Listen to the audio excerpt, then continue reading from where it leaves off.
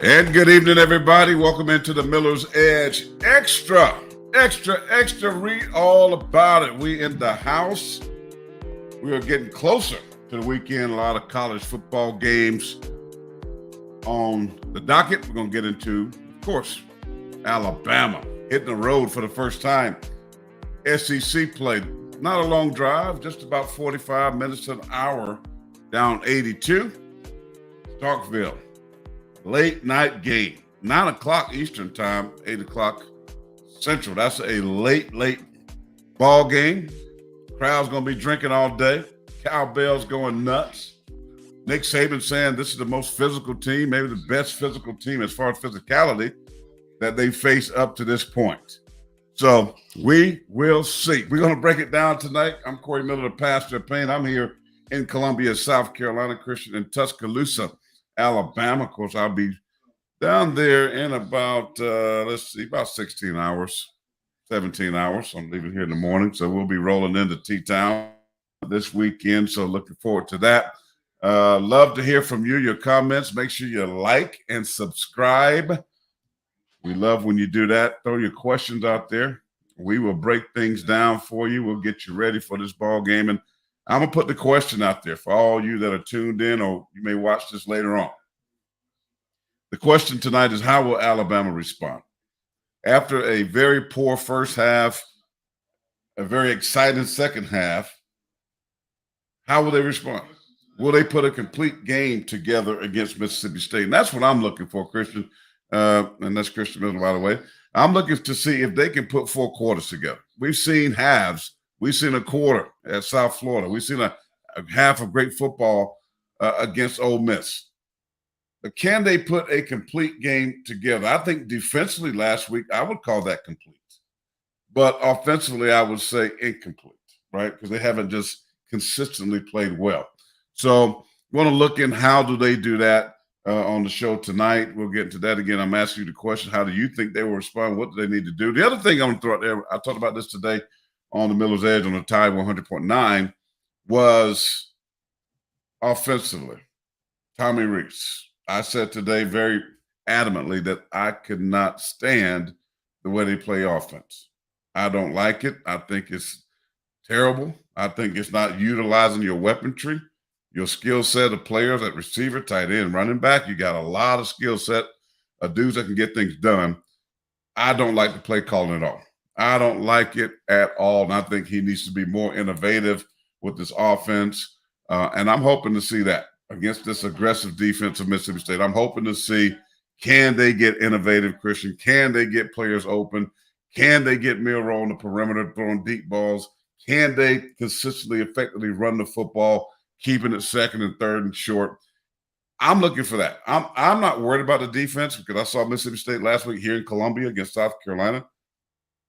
I want to see this offense take the next step. And if I think the offense can take this next step, I would feel much better about Alabama getting down to Atlanta playing for an SEC championship. Well, I mean, when you look at it, you look at what they've done on defense, yeah, I mean, you should feel pretty good about it, right? The pass rush, which was a little lackluster in the first couple games, has really come alive the past several weeks. And you got to feel good about that. Dallas Turner has really turned it on, and he's doing what we expect him to do coming into this season, along with Chris Braswell. Then you go, you look at the interior guys, they've really stepped up too, right? That was probably the position group that we had the most question marks with, right? At least defensively speaking. And they've been playing great. Both Tim Smith and Tim Keenan have really stepped up big. Then you throw in Jaheim Otis and Justin Aboigbe. They've done some good things. You know, they've improved steadily throughout the season. So that was the group that we wanted to see improve, and they've done that. You go to the middle linebacker group, Deontay Lawson's down, but Jahad Campbell and Kendrick Blackshire are doing a nice job filling in for him. Trezor Marshall, who's been playing the wheel spot, has been doing a solid job as well. So I feel pretty solid about that group. And then the secondary might be the strong suit of this defense, arguably, with the edge rushers. Look, I mean, you've got, Malachi Moore, who's got a veteran presence, who's back to playing like the Malachi Moore we saw his freshman year, right? I mean, this guy, you take that athletic ability and then you combine it with the veteran presence and the leadership. I mean, he's playing lights out right now. He's a pivotal part of that defense. I love what I'm seeing from him. And then I'm looking at, Kool-Aid McKinstry, he's doing some good things as expected. But then you look on the other side, there's some question marks about that cornerback position opposite of Kool-Aid. And Terrion Arnold is arguably the most improved player on this football team. And some people even are arguing that he's playing even better than Kool-Aid McKinstry. So you got a phenom and Caleb Downs. So I say all that to say the defense is what's been keeping this team afloat, right? The defense is a strong suit of this football team right now. And we've kind of figured that'd be the case coming in the season. I kept saying that the defense was going to help this offense out with those growing pains. They were going to be, that key piece as we figured things out. And, special teams, the kicking has been phenomenal this season. But now we saw last week that they're starting to make those big plays. We saw those big hits on kickoff, those big momentum plays, as I like to call them, right? The block punt, those things that give you momentum, they can help swing a game, right? They're starting to come alive on special teams. That's looking good. So we go back to what you said about the offense. And here's my thing about the offense. You said one word that really stuck out to me, and this is what I've been saying the whole time: consistency, right? We've seen flashes of promise with this offense. Even though I feel like the offensive play calling can be a little lackluster, it needs to be a little more innovative. It needs to be more specific to the skill set of the personnel. I will say they've showed flashes of promise, right? We saw it at times in the Texas game. I thought the first quarter was pretty solid. There was other times in the second half where they got things going. They hit on some deep shots. They showed what they could be, right? It just was not consistent. We saw in the second half of South Florida, the first half was atrocious, right? But you also had two other quarterbacks playing in that ball game. But then the offensive line put it together. Tyler Booker wasn't in that game, right? We saw what they were able to accomplish in the second half. And then fast forward to Ole Miss, which was last week, and you watch that football game. The first half, it kind of was reminiscent of some of the other halves we had seen with this football team. And then, of course, we said it. They're a second half football team. They're going to come alive. That's exactly what they did. And that offense put out some really good tape, a lot of things that you could build off of. And so it all goes back to what I said: consistency. Can they play to that level for 4 quarters for 60 minutes in a game on a consistent basis, week in and week out? I think that's going to be the most important thing moving forward. You can't worry about the external factors, whether that's where you're playing, who you're playing, the crowd noise, what the media is saying. Can you perform to that standard consistently? And that's what I want to see, and that's what I need to see out of this group, which I think they can do. And you said it, how are they going to respond? Which is funny. Some people only think about responding when it's a negative situation, but it's very much so important when it's a positive situation, right? Can you stay level-headed, right? Can you be where your feet are and realize, you played a great second half and things are starting to come together, but you have to keep building, right? This is only the beginning, right? That was the first SEC game. Now you got your first SEC road game. You're starting to put the pieces together, but can you do that consistently? So that's what I want to see. And I think this is a great challenge for them. We heard Coach Saban talk about, he feels like this team might be one of the best teams they face outside of Texas. Which I respect that to an extent. I'll say, look, I don't from a talent standpoint, I don't think so. I think Ole Miss is arguably better than them. However, when you watch these guys, they do play with grit. And I'll say from experience, when you play at Alabama, anytime you play Mississippi State, it's always a pretty physical, tough football game. They have a lot of guys. We used to literally say this. They have a lot of guys in their roster who are from Alabama, who are from surrounding areas. They wanted to come to school here at Alabama, but they might not have been afforded that opportunity. So typically they play us pretty hard, just like anybody else. We're going to get everybody's best game. And so that's expected. But I'll say this: they're aggressive on defense. They're going to bring pressure, and they're going to make it challenging. I don't know what that noise is, but yeah, they're going to try to make it challenging for you, and that's what I'm expecting out of this group.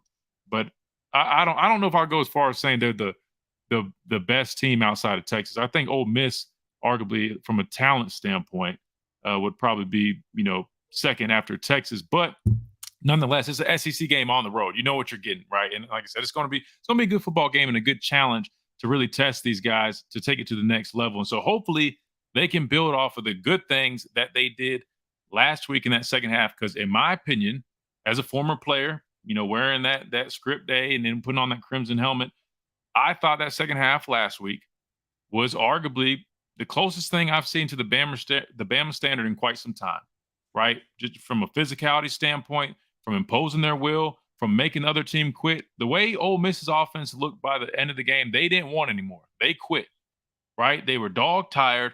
They had enough. And so if we can carry that momentum and carry that level of play and that standard moving forward, this team can be a good football team. But I think we need to discuss what that might look like, because you said it, you talked about the offense, and a lot of people are commenting on, the lackluster, scheming on the offense. And I'll say this, and I'll just say this real quick and I'll let you go. I saw some people basically, I don't know if you saw it, they were quoting what you had said on our show about not being impressed and that you thought it was pretty boring with some plays. It was the deep shot to Jalen Hale. They used that one, and then that third down conversion where Milroe kind of rolled to his right a little bit. He had some good protection. He found CJ Dupree, kind of made he kind of had to go up and get it a little bit, got blasted as soon as he got it, ricocheted off the guy, got the first down. What they didn't realize is they said, oh, those are exciting plays. Yeah, they're exciting plays because of execution, right? If you know football and you're looking at the play, they were simple drop back passes. The touchdown on Jalen Hale, quick little play action pass. Great play, great execution. But there was no innovation there. There wasn't anything special from it. And that's what I think people have to understand. I think then Joe Gaither responded pretty much, well, we have the personnel, we have the team to really just keep it simple and just, run the ball at will. And I said, I'm really thinking in my head, I'm like, Joe, man, I'm your friend and all, but what are you watching to say that? They tried to do that the first few games of the season, and we couldn't even block USF mano-a-mano in the run game or the pass game. So how on earth do you come up with the idea that, they need to just keep it simple? And they tried that. It's not working. And that's why you have to be innovative. That way you can open up those things. Because if a defense is just knows what to expect, you're not getting fancy, you're not giving them much pre-snap motion or movement, they're just going to tee off on you, right? And I hate to say it, as big as this offensive line is right now, they just aren't really getting that type of movement on any defensive fronts. They're not. So you have to run some counters. You got to throw in some screens. You got to make the defense move and react a little bit, because just running straight at them, we used to be able to do that when we had certain guys. Right now, unfortunately, that's not the case, and that's okay. But that's why we keep saying that. So I'll let you kick it off and talk about that, because for some reason I don't understand why people don't grasp that concept. Well, people look at, one or two plays, right? And you have 70, 80 plays in a game. I mean, yeah, you had to roll out the throw, the one he stood in the pocket and what was a beautiful throw. My whole point is this offense is boring. It's lethargic. It's to me, it's predictable, right? How many plays do you run out of that formation with the one back? There's not a whole lot of plays. It's over, and it's repeated plays. Now, I give it to you, the fourth quarter, that offensive line got push. They got movement. The backs ran north-south downhill. That's what you want. But again, consistency there. They can't consistently play like this. They get behind the chains, a tackle for loss, now second and long. Now it's obvious passing situations, or third and long, and it's obvious passing situations, right? That's not where they want to be. This is not them playing winning football. You have to be innovative. You have to run some trickery. You have to do a lot of motion, wide change, which means to tighten on a lot, move from one side to the other, shifting, motions. Again, window dressing, making the defense show its hand by what you do in motion, things like that. Quick passing game. When are we going to see a tunnel screen? When are we going to see a bubble screen? When are we going to see these types of things ending around? A jet sweep throwback to Jalen. Jalen throws it down the field to Burton. I mean, be innovative. You got weaponry. You got players. You got a very high skill set. We always hear people talking about, well, we don't have, these types of Devontae. We don't have Ruggs. We don't have, Jalen Waddle. We don't have those guys anymore. Jamison Williams. We don't have those. You got guys with that same similar skill set. But if you don't use them, of course, it's easy to say that you don't have something, right? I've seen this, and I waited 4 games to see if it would change, right? We saw South Florida with Tyler Buckner. You saw him run some wrinkles in there. The first series or 2. Totally different than what we've been seeing. Jalen comes back. You hardly see any of that. Another thing that I said that they need to do offensively is run tempo. Think about it. How many times do we face that? How many times do Alabama have to go up against a team that goes fast? Look at all the problems and the issues of mistakes and broken coverages and MEs all over the field when we face that. Why we don't do it? Why do we give people time to tee off? Go fast. Tempo, tempo, tempo. And so that's what I'm saying is there is so many things that this offense can do. There's much to be desired offensively for this Alabama team. They haven't shown that they can line up toe to toe, mano a mano, like you said, man on man, drive block somebody back, create creases, 4 yards in the cloud of dust. They haven't shown that. At times. We've seen it at South Florida, fourth quarter. We've seen it in the second half of Ole Miss, right? We've seen it in spots, but it hasn't been good enough. And the better this competition gets, this week on the road, next week at Texas A&M, LSU when they come to town, Arkansas, these are tough games. These are tough games that they're going to be challenged to score more than 24 points, right? So the offense has to get better. Milroe is that dude. Milroe can play at a high level. That's not my concern. The concern right now for me is the play calling. And by the way, the play calling will help that offensive line where you're not sitting back there holding the football trying to read a defense because they're not protecting a whole lot or long enough most of the time. But if we go with quick throws, what about some slants? What about some slug goes, slant and goes? What about some back shoulder? What about some fade stops? I mean, on the outside, screens, quick throws, stack your receivers, make people cover the entire field, put them on the sideline, short motion, run crossing routes, boot. I mean, there's so much you can do. And right now, it looks like Tommy Rees has 8 plays. He probably got a book like this. But you run 8, 9 plays. I mean, I can go back and look at them. I can go back and watch everything and show you that it hasn't been a lot of different things. Now, are they just slowly building?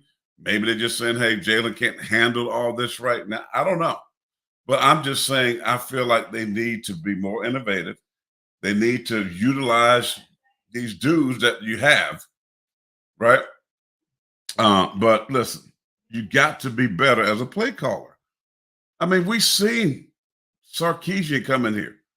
We've seen Lane Kiffin, and our defense shut them down. But we've seen at least a lot of variation of plays. Watch a lot of college football, which I do. I stay up, watch Pac-12 at night, 2, 3 in the morning. I watch Washington. I watch Oregon. I watch some of these Pac-12. I mean, beautiful offensive play caller. Beautiful. And Alabama has the skill to do all these different things. I'm just saying I would love to see Tommy Rees become more innovative, a little bit more diversity in his play calling. I'm pretty sure he's capable. There's a reason Nick Saban hired him because he believed that he could do these things. So I don't know. I think we will. I'm pretty sure we're going to see more. We don't need to be in the shotgun. I mean, we block a punt, get the ball to the half-yard line, and we in shotgun. And that always, not just Alabama, but everybody that does that is just the silliest thing ever, right? Coach Saban said it. Greg McElroy said it. Everybody, like, why you get lining up 7 yards, 6, whatever they do, 5 yards deep to get a half a yard? Why do you go back in order to go forward? When you got this massive offensive line, you can't get a half yard? You got to be in shotgun? Come on, man. Toe-to-toe. Goal line offense, toe-to-toe. Put them big tight ends in the game. Them big backs that you have. Fullback. Boom. But we're getting cute again on the goal line. We don't need to be cute. So I still think the offensive play calling is a big deal. Not blaming him for the lackluster offensive play, but definitely it's warranted for some criticism based on his play calling. Now, I just want to see more. And so I think you got too many weapons at your disposal that isn't being used.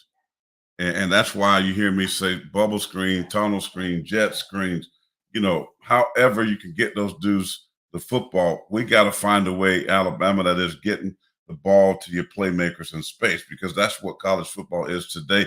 It is a space game. It spreads you out. It's going fast. It's tempo. It's RPO. It's using every advantage that you have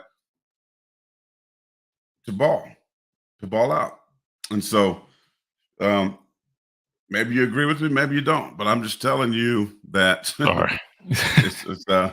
it's a lot to be desired offensively. I'm not worried about the defense. I'm not worried about special teams because I think they're solid on both sides. I know Deontay Lawson is going to be probably out with his high ankle sprain, whatever it is. But they got ballers. They step in, next man up mentality, jump right in the ball game and keep moving. So I'm not worried. I'm not really worried about the defense. I think they're solid, and I think they're going to get better. The defensive line has played extremely well. We talked about Dallas Turner and talked about Braswell, not a big dude, the big butts in the middle, big Otis and those boys you just talked about earlier are playing really good football, getting pressure right up the middle. That way they constrict those passing lanes, and they run right into the outside edge rushers. I like what they have done there. The only thing I know that I like to see more explosiveness out of this offense, and they have the ability to do that. When you need to run in the fourth quarter, get in a 4-minute offense, you should be able to do that. So, but I would like them to see more innovative and play faster offensively and try to, they're going to take some shots, a few of them down the field. That's what they do. But you got these guys, and receivers, Christian, they get frustrated. They're not. Think with Brooks, you got all these guys that's got so much. Even though young receivers got talent, we talked about Jalen Hale. We talked about all these guys. Burton. What's the number 14 that reminds me of Jalen Waddle? Is it? Well, you got Isaiah Bond. You got Jalen Hale as a freshman. Yeah, Bonds. I mean, they got receivers with a lot of talent, a lot of ability. I mean, but they're not getting the football. I'm sitting there looking at, Burton got 8 catches for like 189, something like that. I was just looking at. I mean, so here we go, 8 catches, 89 yards, 2 touchdowns. Chase got 52 carries, 283 yards. Milroe is 44, 66, 674, 6 touchdowns, 3 interceptions. Well, have you seen their? I was going to pull up their statistics. Passing right now, we're 13th out of 14th in the SEC. 208 yards. Which doesn't necessarily tell the whole story through 4 games, but 13th out of 14th. I mean, in rushing, I want to say we're 5th. We're 5th in rushing in the SEC right now. And then I think, let me see, total offense. Right now we're 14th out of 14 in total offense, which again doesn't necessarily tell the whole story, because we said this offense is going to look different. It's not going to be the same type of offense putting up 40, 50 points a game. However, at some point they might have to start getting up there. This defense is an elite defense. At least it's on its way to being an elite defense, right? I know it's still early, but they've showed signs of being an elite defense. That's definitely going to help, an offense that's not necessarily high-powered, so to speak. But from a football perspective, let's explain a couple things. While you don't need to panic necessarily when you see the low scores, is because, number one, an elite defense will keep the other team from scoring a bunch of points, right? That's kind of obvious. But number two, when you have an offense that's built the way this offense is somewhat built right now, where they're not necessarily scoring a bunch of points, what else are they doing? They're chewing the clock. You're controlling the tempo. That's one thing that I think helped us out last week against Ole Miss. Ole Miss is a very, very effective and efficient offense, right? I mean, they came into the game 4 nationally in scoring, right? They only put up, 10 points? And part of the reason was that, it was really good defense play, but also because we had double the time of possession. See, like, these are the things, like, the more you learn about football, you'll start to understand these type of concepts and why they matter. So you can't necessarily look at, just what you read on these stats. But again, I still would like to see us higher in total offense, because at some point you're going to need to probably be able to score more. Be able to score more points. But again, it's only the fourth week, right? So they're going to improve. They're going to keep, making proper adjustments. But in my opinion, right now, I think that's the identity of this offense. Try to run the ball, control the game. But I think they need to take more shots. I feel like we're just too conservative. I know we talked about the lack of innovation, but I also feel like we're too conservative, right? I feel like we don't take enough shots. I mean, the stats show Jalen Milroe is one of the best deep passers in the nation. That's a fact. He can take those shots. The issue is, can we protect him long enough for those routes to develop? Right? We have the receivers. We have athletic receivers. Burton, Bond, those guys have speed. They can take the top off of defense. We've got to trust these guys more, and I think that's coming. I think that's coming with the more experience that guys like Milroe get. I mean, each game he plays, he's learning, he's growing. And I know we talk about him and say, oh, well, he can't read. That's going to come. The more he plays, that's going to come, right? I mean, he's got 4 starts now in his career. Maybe, 4. Yeah, because he didn't play USA, so 4 starts. So it's going to come. So you just got to be patient with these guys. But let's look at some of these comments real quick before we segue and talk about a little bit about Mississippi State and what you can expect out of this football game this week. A late football game, 8 p.m. kickoff Central Time.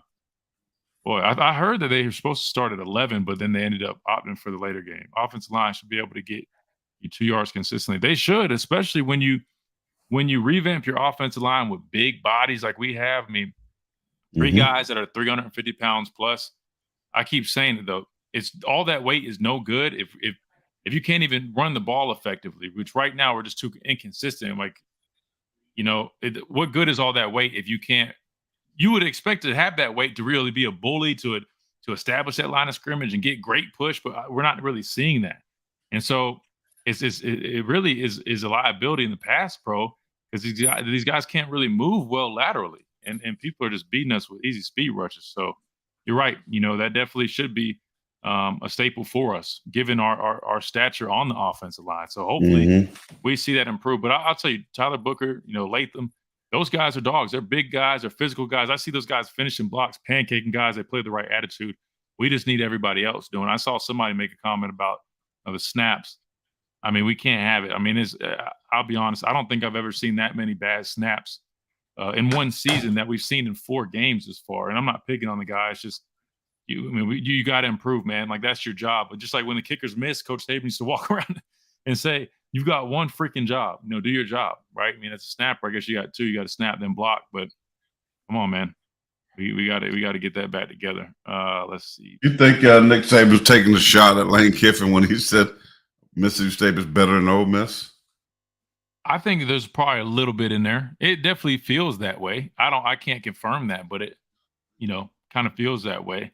Marine says, Oots missed that block Jalen took out. Yeah, he did. And we actually broke that down. Unfortunately, when we did that, we got copyrighted. So maybe if you guys could recommend how we could maybe break down some clips, whether it's just, frame by frame, that way it doesn't get copyrighted. Unfortunately they did that, which really sucks because I enjoyed doing that. And I think everybody in here really enjoyed us breaking down the tape. But yeah, we saw that. It was a 7-man protection, play action pass with Jalen, when Jalen Milroe threw that touchdown pass to Jalen Hale. Fake it to McClellan. He goes and takes the right side in protection. Ooch should have been scanning the inside. Well, I guess inside out, outside in. But I think it was Perkins that came in there, clean and really laid a good shot on Jalen Miller. Which you can't have those type of play. Like when you're in 7-man protection, it was 7. They only had 4 line, but they brought a fit. So 7 on 5, right? Your quarterback should be clean. If you have 7 guys in protection, that means it's only a 3-man route, right? You got 7 guys in there blocking, right? So let's see. Or if I even said that right, actually, it might even be a 2-man route. I can't even think right now. What I've seen was 2-man route. So, yeah, I think it's a 2-man route. Yeah, because you got the back. I don't and the like tight that end. at all either. Yeah, it might have. Yeah, I don't know. I got so much going on right now. We can't go back to the package right now. We can't look at it because of copyright, but that was pretty cool if we can get that video up and be able to show that because I could probably pull up the picture though. But but Christian, you played football. Yeah, it's team sport. But guys want to showcase their talent. Wide receivers, 84 tight end. If Freeze is allowed to continue at what we see, we're going to have a portal problem. That's what my dad was saying. Are.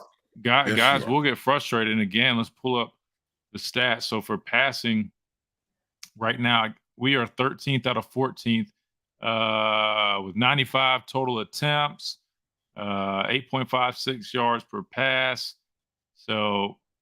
Yeah, I mean, we're only averaging 203 passing yards per game.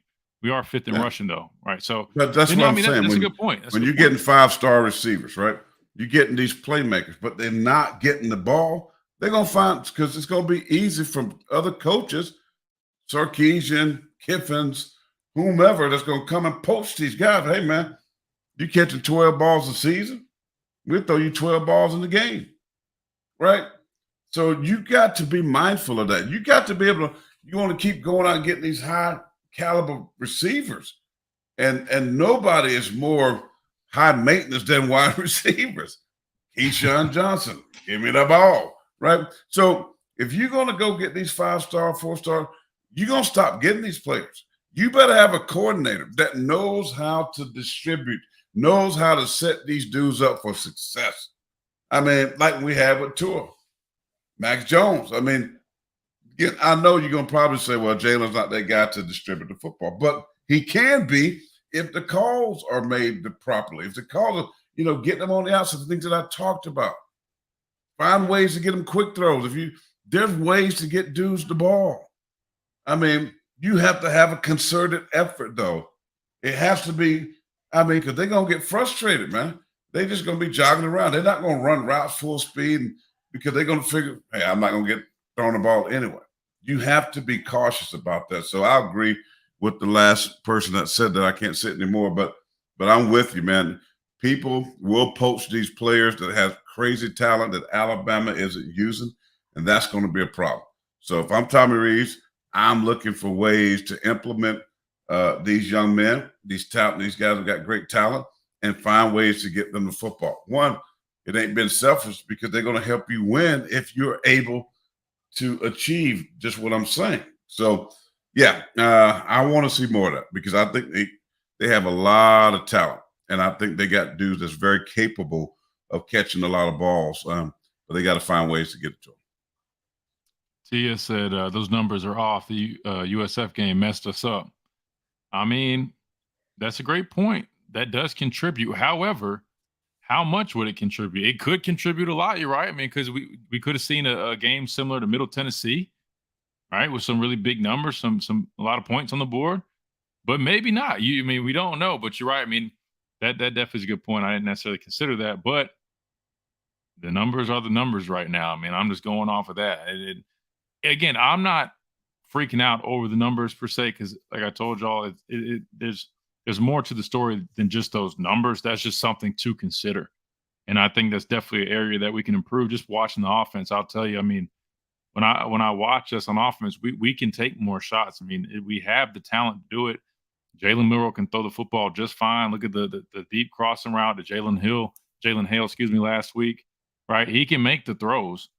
I mean, he can do it. Just give him the right time and simplifies reads if you have to, and set it up. The other thing I thought I noticed last week that I liked, it seemed like they were doing a lot of checking pre-snap more so in this past game than they had in the games prior, which I thought was smart. I didn't necessarily feel like I saw that too often in the first couple games, and maybe I just missed part of that, but.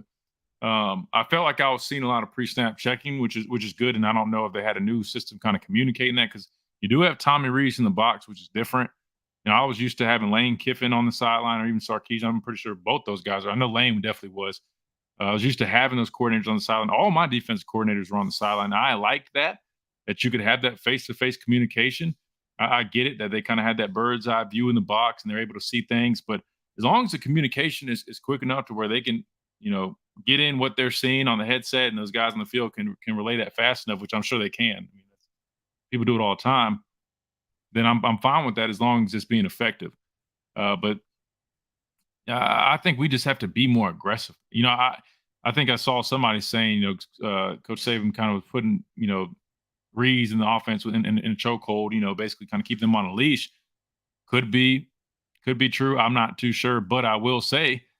They got to open it up at some point, right? I mean, and maybe they just need to keep. Sorry, my dog's scratching his ear, but maybe they just need to keep getting more faith in these guys, and I think that'll come as we progress through the season and they get more confident in these guys. Again, you got to realize they just named the starter at quarterback just last week, going into Ole Miss, so that's another thing to consider. So I think we definitely going to see this offense open up and grow as we move on. It's just a matter of time now that they've established who those playmakers are for them. I mean, hell, they're even still kind of figuring out the left tackle position. I mean, they're talking about working in 2 guys right now.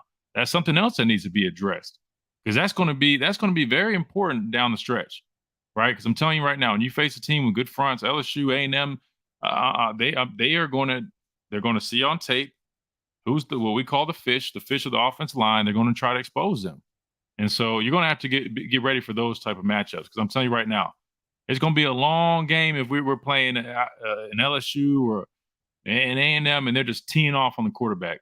There's going to be a lot of unhappy fans. I'm going to tell you that right now because when your quarterback has no time, they're low in the box. You can't run the ball. You can't even throw the ball because you don't have time.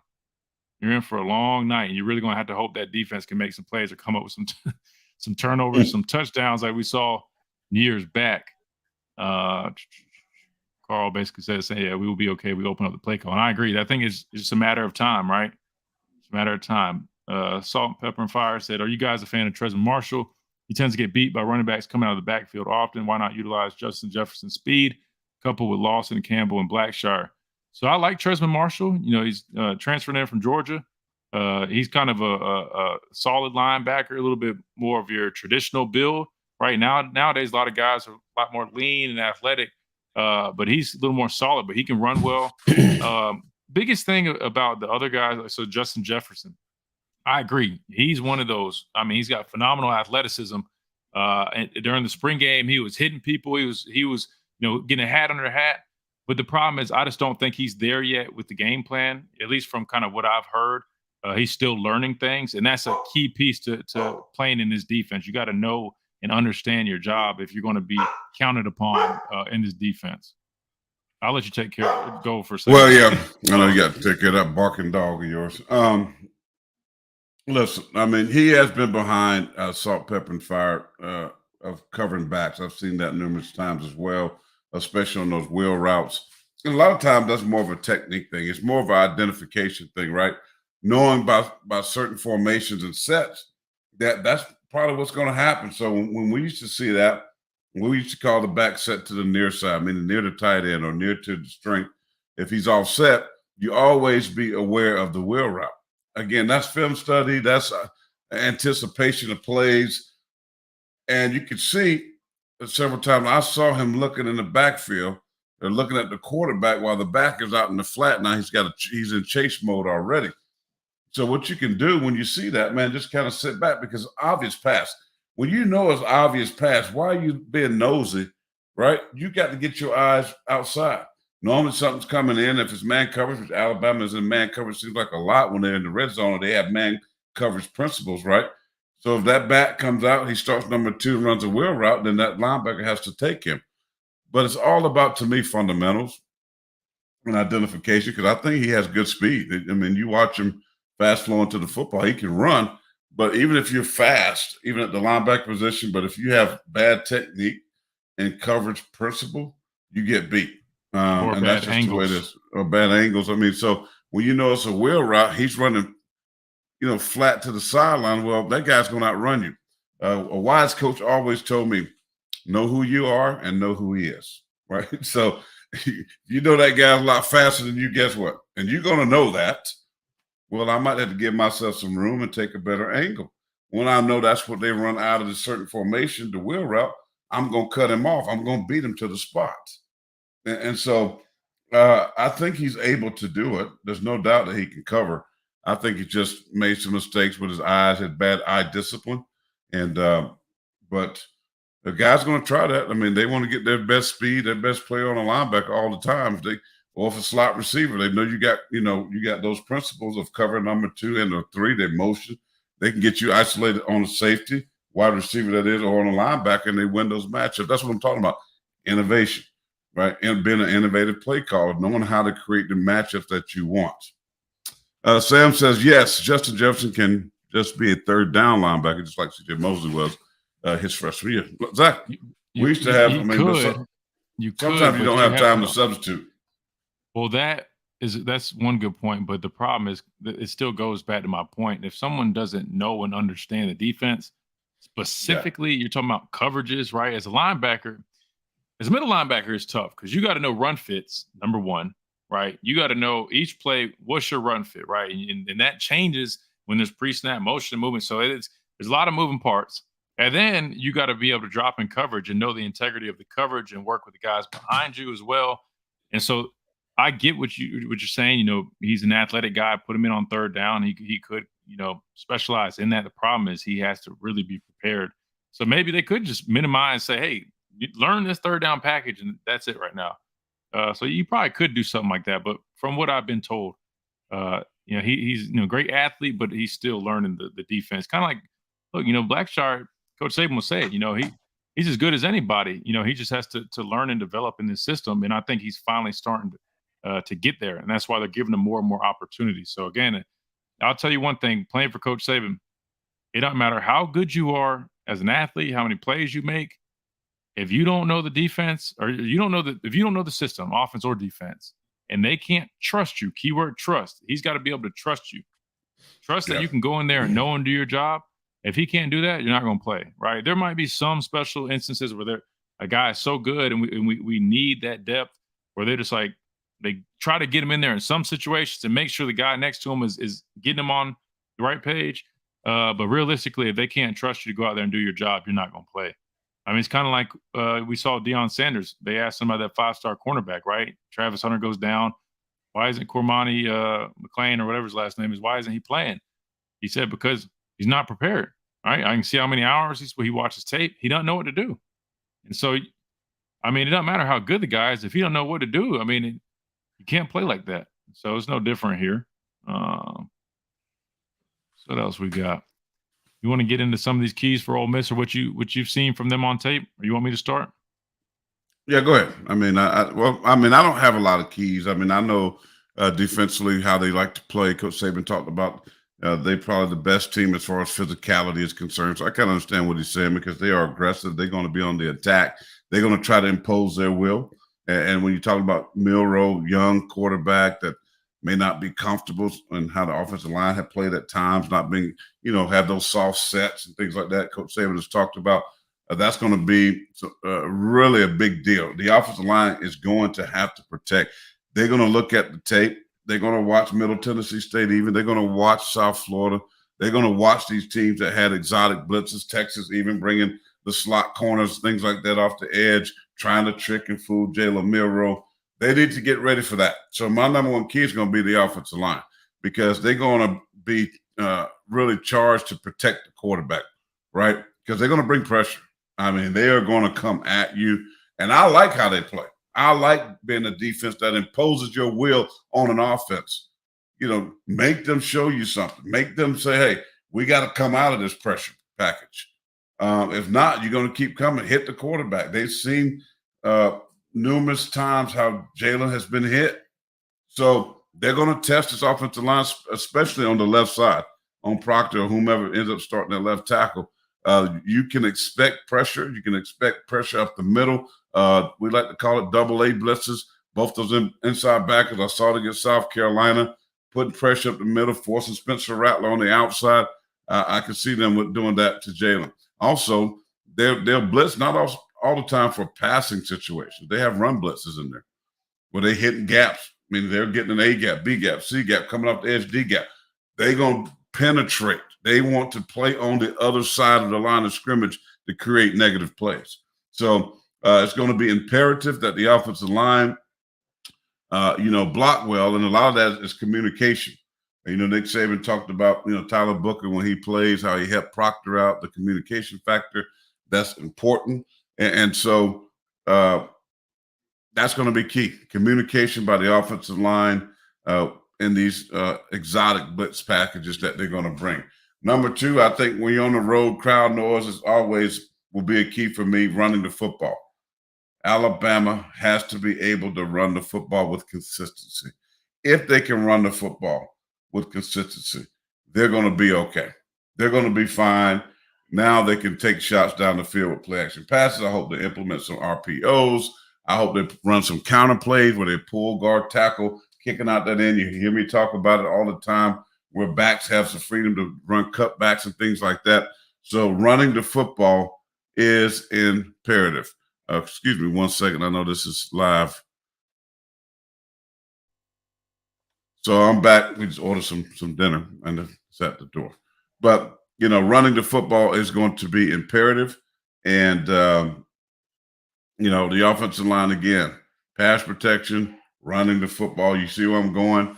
All my keys is going to be the offense. I'm not really concerned about Mississippi State's offense. They have, they open up the offense for Will Rogers, who's one of the best quarterbacks in the SEC, especially last year, right? He's one of the best. Started out slow this year because they've been running the football, except last week here in Columbia. I think he threw for about 400 yards, maybe over 40. I mean, he was airing out, and they had huge chunk plays. South Carolina made a lot of mistakes, missed tackles, guys taking to the house. It was a shootout. So, defensively, if they try to be that air raid, Mike Leach type of offense again, then we're going to say pass rush, getting them into negative situations, attacking the quarterback, hitting the quarterback, force them into some errant passes, some bad throws, creating turnovers, creating a short field for Jalen Milroe and the offense of Alabama. And if I think they do those things, they should win. I heard Coach Saban, what he said about, the best team. Listen, I watched that team last week. They weren't that good. I watched them against LSU. They weren't that good. Got blown out, by the way. So I think if Alabama do what Alabama, the second half Alabama of Ole Miss, if we see that team, they blow Mississippi State out. Won't even be close. If we see first half Alabama, we're going to be one of them ugly, sloppy games where Alabama wins by 7-10 points at the end. And so it just depends on which team shows up. Which version of Alabama football do we get, right? Do we get the first half Ole Miss Alabama on the road, sloppy game, turnover, miscues, penalties, drop passes, dropped interceptions? If we see that Alabama, the Cowbells going to be loud and noisy, right? They're going to build confidence up. It's just they know they're not better, but if you allow them to hang around, they build confidence up. I can tell you this as a football player, and a team is better than you, but if you're in the game, your confidence levels just continue to rise. And so they got to put this team away early. If they do that, get behind, force them to be one-dimensional, throwing the football, their offensive line isn't that great. No, those guys could have a sack party. So I'm just concerned, which version do we get? And as I said in the intro, are we going to see a complete game? Are they going to pick up from the second half of Ole Miss? If they do, easy win. Easy win. But if they don't, it can be what we've seen, South Florida, Texas even. I don't think they'll lose, but we'll see some sloppy, ugly football that people are going to be disgusted by. And they might win, but it's going to be ugly. So it just depends on what version of Alabama we see on Saturday. And that's why it all boils down to consistency. And that's why they have to get to a point where we're not guessing at what version we're going to get, right? I mean, you're going to have some times where you start slow here and there, but it shouldn't be, so up and down. That's what you're getting at. And I agree with you. But piggybacking off what you said, I mean, I agree with everything. Watching these guys, I've watched the Arizona game, the LSU game, South Carolina game. Very aggressive on defense. They got some good linebackers. They like shooting gaps, like you called it. They like to bring pressure. They like to bring blitzes, not just on third down, but on running situations as well, right? They just like to be disruptive. They try to penetrate. But what does that do? It puts them in some vulnerable positions. So believe it or not, they actually are pretty vulnerable to giving up explosive plays. When you watch them, even like during the South Carolina game, they gave up those explosive plays because when they're bringing that pressure, they're typically playing man coverage. It seems like they kind of struggle in man coverage. They definitely did against LSU. And it's exposing them to big plays, whether it's through the air or even on the ground if the quarterback finds a window. And so I could very well see Alabama capitalizing off of that pressure if they're prepared and then they pick it up right. And, and it's not just like people have to understand, like if you see this pre-snap, I just hope that we're prepared to make, some quick adjustments or, audible to throw it hot, right? Whether it's a quick slant, a quick, underneath route, like a quick crossing route. Because I'm telling you, we've got the speed of these receivers. They should be able to make plays. Give them the ball quick and let them use their athleticism. So exploit that pressure that they're going to bring. But I will say they also do a really good job forcing turnovers. They're punching the ball out, putting a hat on the football. come up with some nice interceptions as well. So I think a huge key is, can we, number one, these are my things that I'll look out for. Are we going to play discipline? It's our first SEC road game. Stadium's not the biggest, but they produce some noise, the cowbells and all that. It can be a distraction, a little bit disruptive. How will we handle that for our first SEC road game? Will we accumulate a bunch of penalties? Right, that's going to put us in trouble. You mentioned it kind of was a shootout against South Carolina. I don't think our offense is necessarily built to be getting into these shootouts. I'm with you. I think they need to come out swinging and set the tone early, because you don't want it to be one of those games, right? Then I look at their offense, and like you said, typically they've kind of gone away from the air raid under Zach Arnett, and they've been almost run heavy, or at least run first. The last week against South Carolina, it's like they threw all that out the window and we're going through the air again. And Will Rogers looked very comfortable. He was having a lot of success doing that. So we'll see what we get from them. If I had to guess, it's hard to say. I think they're going to try to establish their run game for sure.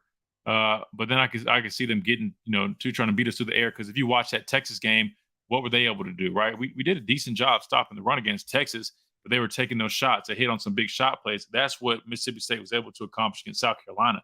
They were hitting on some of those big shot plays. They kept going to it.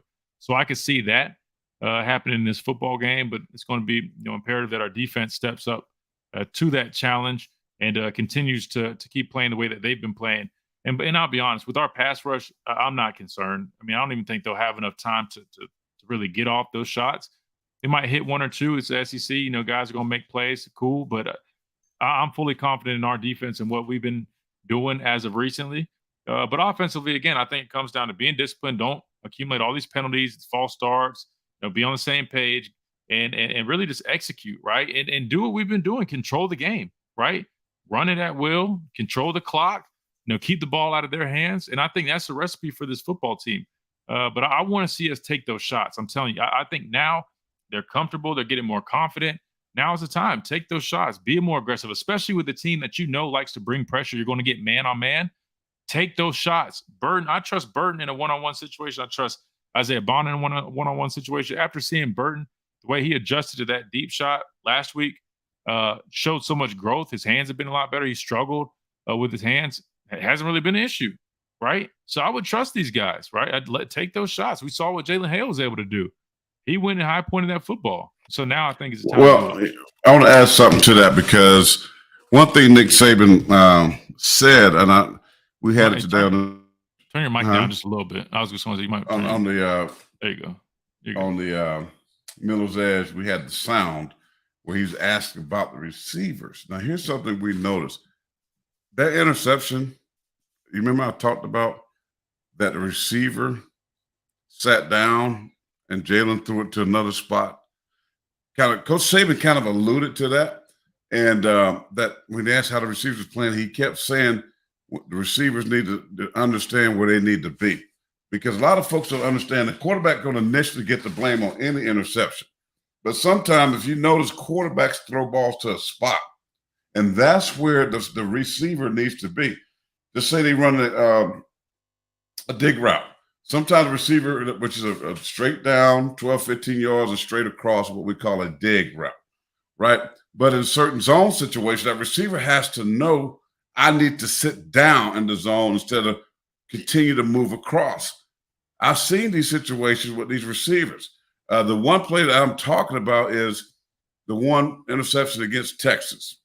I don't think it was Jalen's fault. We kept saying he didn't read the defense, but where he threw the ball, I think that's where Burton was supposed to be. I think he was expecting Burton to kind of filter outside, because think about who picked the ball off. The safety. The safety came down and picked the ball off. The receiver should have been in a different spot. And I'm going to go back and look at it, but I just noticed Coach Saban said something about that, because I thought about that. I'm like, well, it looked like he was throwing the ball to a spot. And the Burton was not there, right? Of course, he gets the blame because he threw the ball, but we don't know what the call was. If you watch the tape and look where Miro threw that ball, look where the safety was coming, I understand now that's where the receiver was supposed to be. And Coach Saban kind of alluded to that when he was asked about the receivers and their progress of how they're playing. He was saying one thing we got to get them to do better is knowing where to be in zone or certain routes where they need to push. He said that, and I thought, wow, that's what I was thinking. What I saw in that Texas game, and I could see the receiver weren't where he was supposed to be. And we may not always know that because we don't know the route, right? We don't know what to break off based on coverage to check, but we understand that if I'm watching a certain play and I see that quarterback and they're like, why is he throwing it there? Because that's where the receiver should have been. I mean, that's fair. I was trying to. Well, I pulled up the play, but I was about to say, I maybe I could just freeze it that way. We could see. I was seeing if they're showing the end zone copy that way because I know exactly what you're talking about. And kind of along the lines of that, I don't think I've seen a ton of back shoulder throws either, which I think they should work those. I know when you watch other schools, I've seen them when they play us, they target the back shoulder. They target the back shoulder. Why? Because it's a good opportunity for your receiver to have to catch the ball, but it also is a lot harder for defenders to come up with interceptions on those. So it's a form of almost being a little conservative while trying to get your playmakers of football. Mary says every team plays Alabama, plays their best against Alabama. Playing Alabama is their Super Bowl. Absolutely. And these guys, you got to be prepared for that. That's why you can't ever go into a game and say, oh, well, it's just so-and-so, right? I mean, that's not the right approach because you're exactly right, Mary. When we play people, I've watched guys go and take selfies and pictures on our logo before the game. I mean, they're just excited to be there. They're excited just for the moment. And rightfully so. I mean, we're a prestigious school. We're, arguably the best college football program in history. So you're exactly right. And so that's why you just always got to prepare for a hard-fought game because guys, they wait for the opportunity to play Alabama. Michael said, where are the RPOs? I've been saying that too. We should run pass options, by the way. Yeah, we should run a lot of those because, again, basically what it is almost like a zone read, right? You're reading the end. If he's crashing down, you can pull it. So then you can pull it and run the quarterback or pull it, hit the quick slant, whatever passing pattern you have, right? So I think we should run way more of those. I mean, that fits Jalen Milroe's skill set. That's what we've seen Jalen Hurts pretty much operate out of. All they run is a bunch of RPOs, and it's very effective. We got really good running backs. We got a highly athletic quarterback. Our RPO should be our staple, in my opinion. Kelly said, hey, Miller's better late than never. That's right. Yeah, I saw some people saying it's kind of a conflict with hey, coach, but we try to get on here a little earlier. But we're going to probably start doing another day as well. But like I said, we just try to hop on and have fun and just talk ball. I'm trying to kill some flies up in here. Well, I got these 3 flies to try. I can't even imagine the plague with the flies back in the biblical times. Oh, wow. I mean, because 2 or 3 flies agitate the crap out of me. I mean, it ruins my focus. I mean, I'm doing everything I can trying to be focused here, but I see this fly out my periphery right here. I want to pow, It's just Lord. So I got the old, there. I mean, it's like little traps, right? I mean, you can just get a trap or something. Well, my wife has the issue of leaving this door open because this feeds out. We got 2 French doors that goes out to the big screen porch where I watch TV a lot and smoke a cigar. And but she'll just leave it open for the dog and leave the screen door on the porch open. And I come in here, there's 19 flies in the house. I don't know why she keeps doing it. But Mary said, how does Coach Saban practice with the players? Game while playing in a noisy environment? How will Seth / the O-line and Jalen communicate with one another? Well, in practice, we simulate crowd noise, right? So we go in the indoor and we have all the speakers turned on where they're blaring, like basically crowd noise over the speakers. It's extremely loud. You can't hardly hear, but that's what prepares you for that environment. So that's how you practice for it. In terms of how do they communicate during the game, Jalen can walk up and communicate with the center. Then he's going to pass it along to the rest of the O-line. You got hand signals. The people that are on the sideline are going to be signaling. You got certain people signaling to receivers. You got certain people signaling to the quarterback. There's different forms of communication when it does get loud. But typically you also have like your game plan is tailored to that, knowing that it might be a very loud environment. So you might go into a drive with certain plays set, right? And then you got audibles off of that everybody should be aware of. So there's different forms of communication? That's a really good question. That's typically how you do it. But in terms of preparing for it, we operate with a lot of crowd noise at practice that way. Can't simulate them bling, bling, bling, bling, bling, bling, bling, bling, bling. I That's a mean, whole nother shoot, thing. we will find a way. Trust me. At Alabama, they find a way to prepare you any way possible, physically, Noisy, noisy, mentally. noisy. I mean, yeah. John said this week will help us with the A&M game. Yeah, you Yep. got to be where your feet are and focus on, one game at a time, 1 week at a time. But you're exactly right. I wouldn't say more concerned, but I think the A&M game on the road will definitely be a bigger challenge than this week. But you got to respect this week, respect this opponent, and take it 1 game at a time. But I agree, this is a good opportunity to prepare for the next challenge. But the fact of the matter is, if you drop this game, next week doesn't really even matter so much. So, Well, it but still matters, that's a but good because point. it's 1 loss. But I mean, it still matters. It's just But then now it's got game 2 by losses. game. But I'm saying, but now you had 2 losses. You lost No, to I mean, as TCU, far as the playoffs, yeah. Mississippi But I'm just State, saying, and SEC then is still in the game. you think so? Yeah, I yeah, mean, 1 if loss. I LSU mean, it's 1 early. loss in SEC, LSU, yeah, but LSU hasn't lost to an SEC team yet. So if they win out and right? you But lose, they could. They still got. They got A&M. I'm just They saying. had Ole Miss this week. I mean, so there's going to be losses. Nobody's going to run the table. I don't think in the SEC.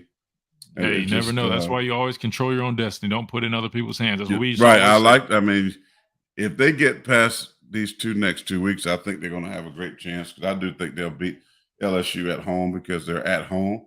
But these 2 games to me are critical. They get Arkansas at home. I think they win those. They're going to be tough games. But What's the toughest game on their schedule, with the remaining games, in your opinion? at A&M and LSU? LSU at home. Those 2? I mean, I think those 2. And LSU, A&M is not that great. So, but they have talent, and now they got The Max starting Johnson in at quarterback's up. quarterback. You got Max Johnson, who played at LSU, transferred from LSU to A&M, and he's the guy that has played, I believe, against Alabama already when he was at LSU. He's a left-handed guy. I mean, he's a solid player, but I'm not too much worried about. They should be A&M. I mean, they should, but we'll see. I Got to play agree. the game. Got to play the Yeah, game. that's what I would say. I would say those 2 matchups as well. That's my if I had to pick 2, I would agree with you on those. However, I'm not gonna lie, I'm impressed with Arkansas. They played LSU close. I think that'd be another good game. They got Derek Keefe on that Well, staff. they all Looking going to forward to be that tough. I mean, Alabama, just because of the way they play in offense now, back with Mac Jones and Tua and Jalen, we scored 40-something points a game. I mean, so you had to score a lot of points to beat Alabama, but this is not the kind of game that they're playing now. They're going to be dogfights. They're going to be 4th quarter games. That's just the way Alabama's going to have to win in some of these weeks, but that's okay. The defense continues to play the way they're playing. They're going to be in all these games, and so I believe they're going to continue to get better, and I think that's what we're going to see. I think every week you'll see this team get better. I think you'll see the offense open up a little bit more. Jalen will get better, more comfortable, and receivers will get more involved, and we'll see a more complete team. It's a young team, one of the youngest teams in the SEC, one of the youngest teams in the country. Got a lot of youth, and so it may take them a little bit to shape and form who are they going to be, or identity is what we like to say. It may take a couple more weeks, but I think they're slowly getting to that place, and hopefully they get there at the right time. We haven't seen them play anywhere near their best football, and they're 3-1. That's what I'm saying, and that's the good news. I mean, what Nick Saban team you've watched 15, 16 years that haven't gotten better, right? They're going to get better. They're coaching their tail off. They're not going to be content just being what they are right now. I mean, they're going to get better. And so I'm just ready, as I said earlier, ready for them to be able to play a complete football game.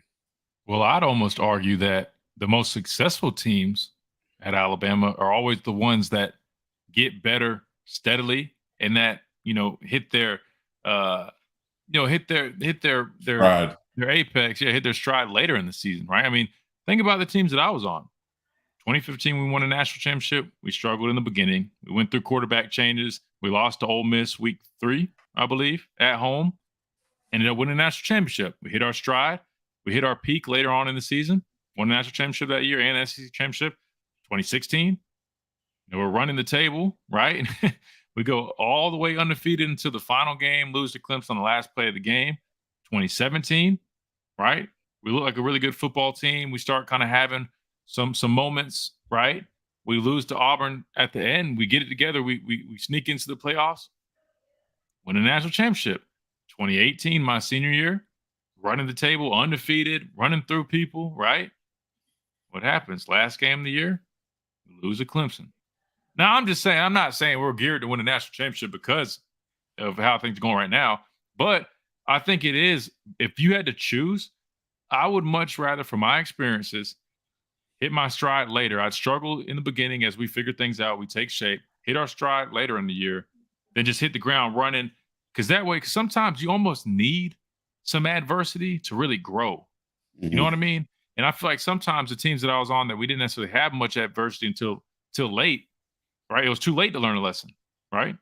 Sometimes you got to have it early on. I think that's what's going to actually help this team. I think they're really going to grow from all the, because they've gone through some adversity, man. They really have, like between the quarterback battles and everybody counting them out. And I mean, these guys, I mean, they're not, they have been, they pretty much are. We had, dude, for the first time, I'm listening to like a number of not fans, pundits pick Ole Miss.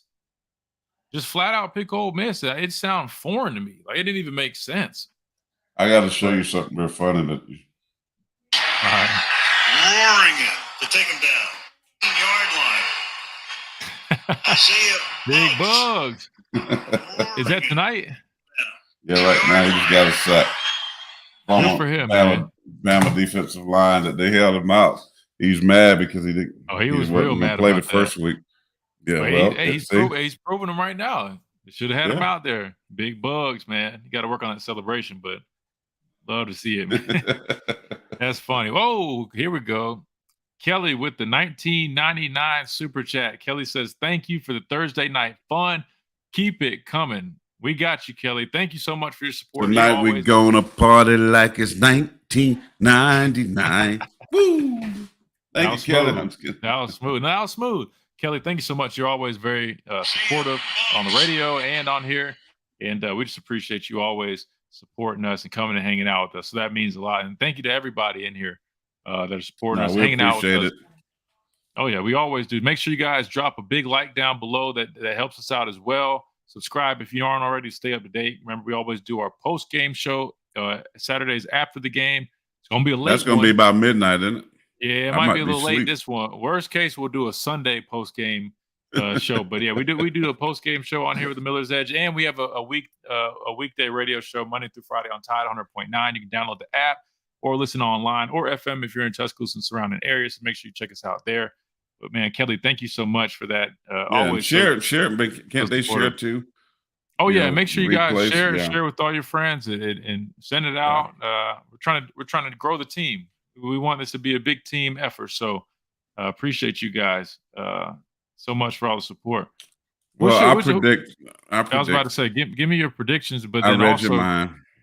But I was going to ask you too: offensive player of the game, defensive player of the game, and I want you guys to drop it in the chat too. Who's y'all's offensive player of the game, defensive player of the game for this weekend? And if they're good enough, we like your pick. We'll send you a hat or a T-shirt or something. Miller's Edge. I know. I still got to get those out. We got more to give out. Okay. I got Alabama winning. I'm just going to, as I said last week, I feel like they're going to come out of the slump. I felt like they're going to get back to Alabama football, running the football. They did it in the second half very beautifully. Milroe came back from a mistake. I loved his moxie. Stood in the pocket, took a big shot in the gut, knocked his breath out. But you couldn't throw a more perfect ball. Tom Brady couldn't throw a more perfect ball to Jalen Williams. So listen, they're going to get back to Bama football. This team has a lot of talent. They have a ton of talent. They just got to put things together. I think they go right down an hour drive on the bus to Starkville with business trip and get things done. And I think, they continue to hear the noise, but Coach Saban is slowly continue to, get them out of this hole, the slump of doubt, and they're going to be big tomorrow. I got them winning 41-20.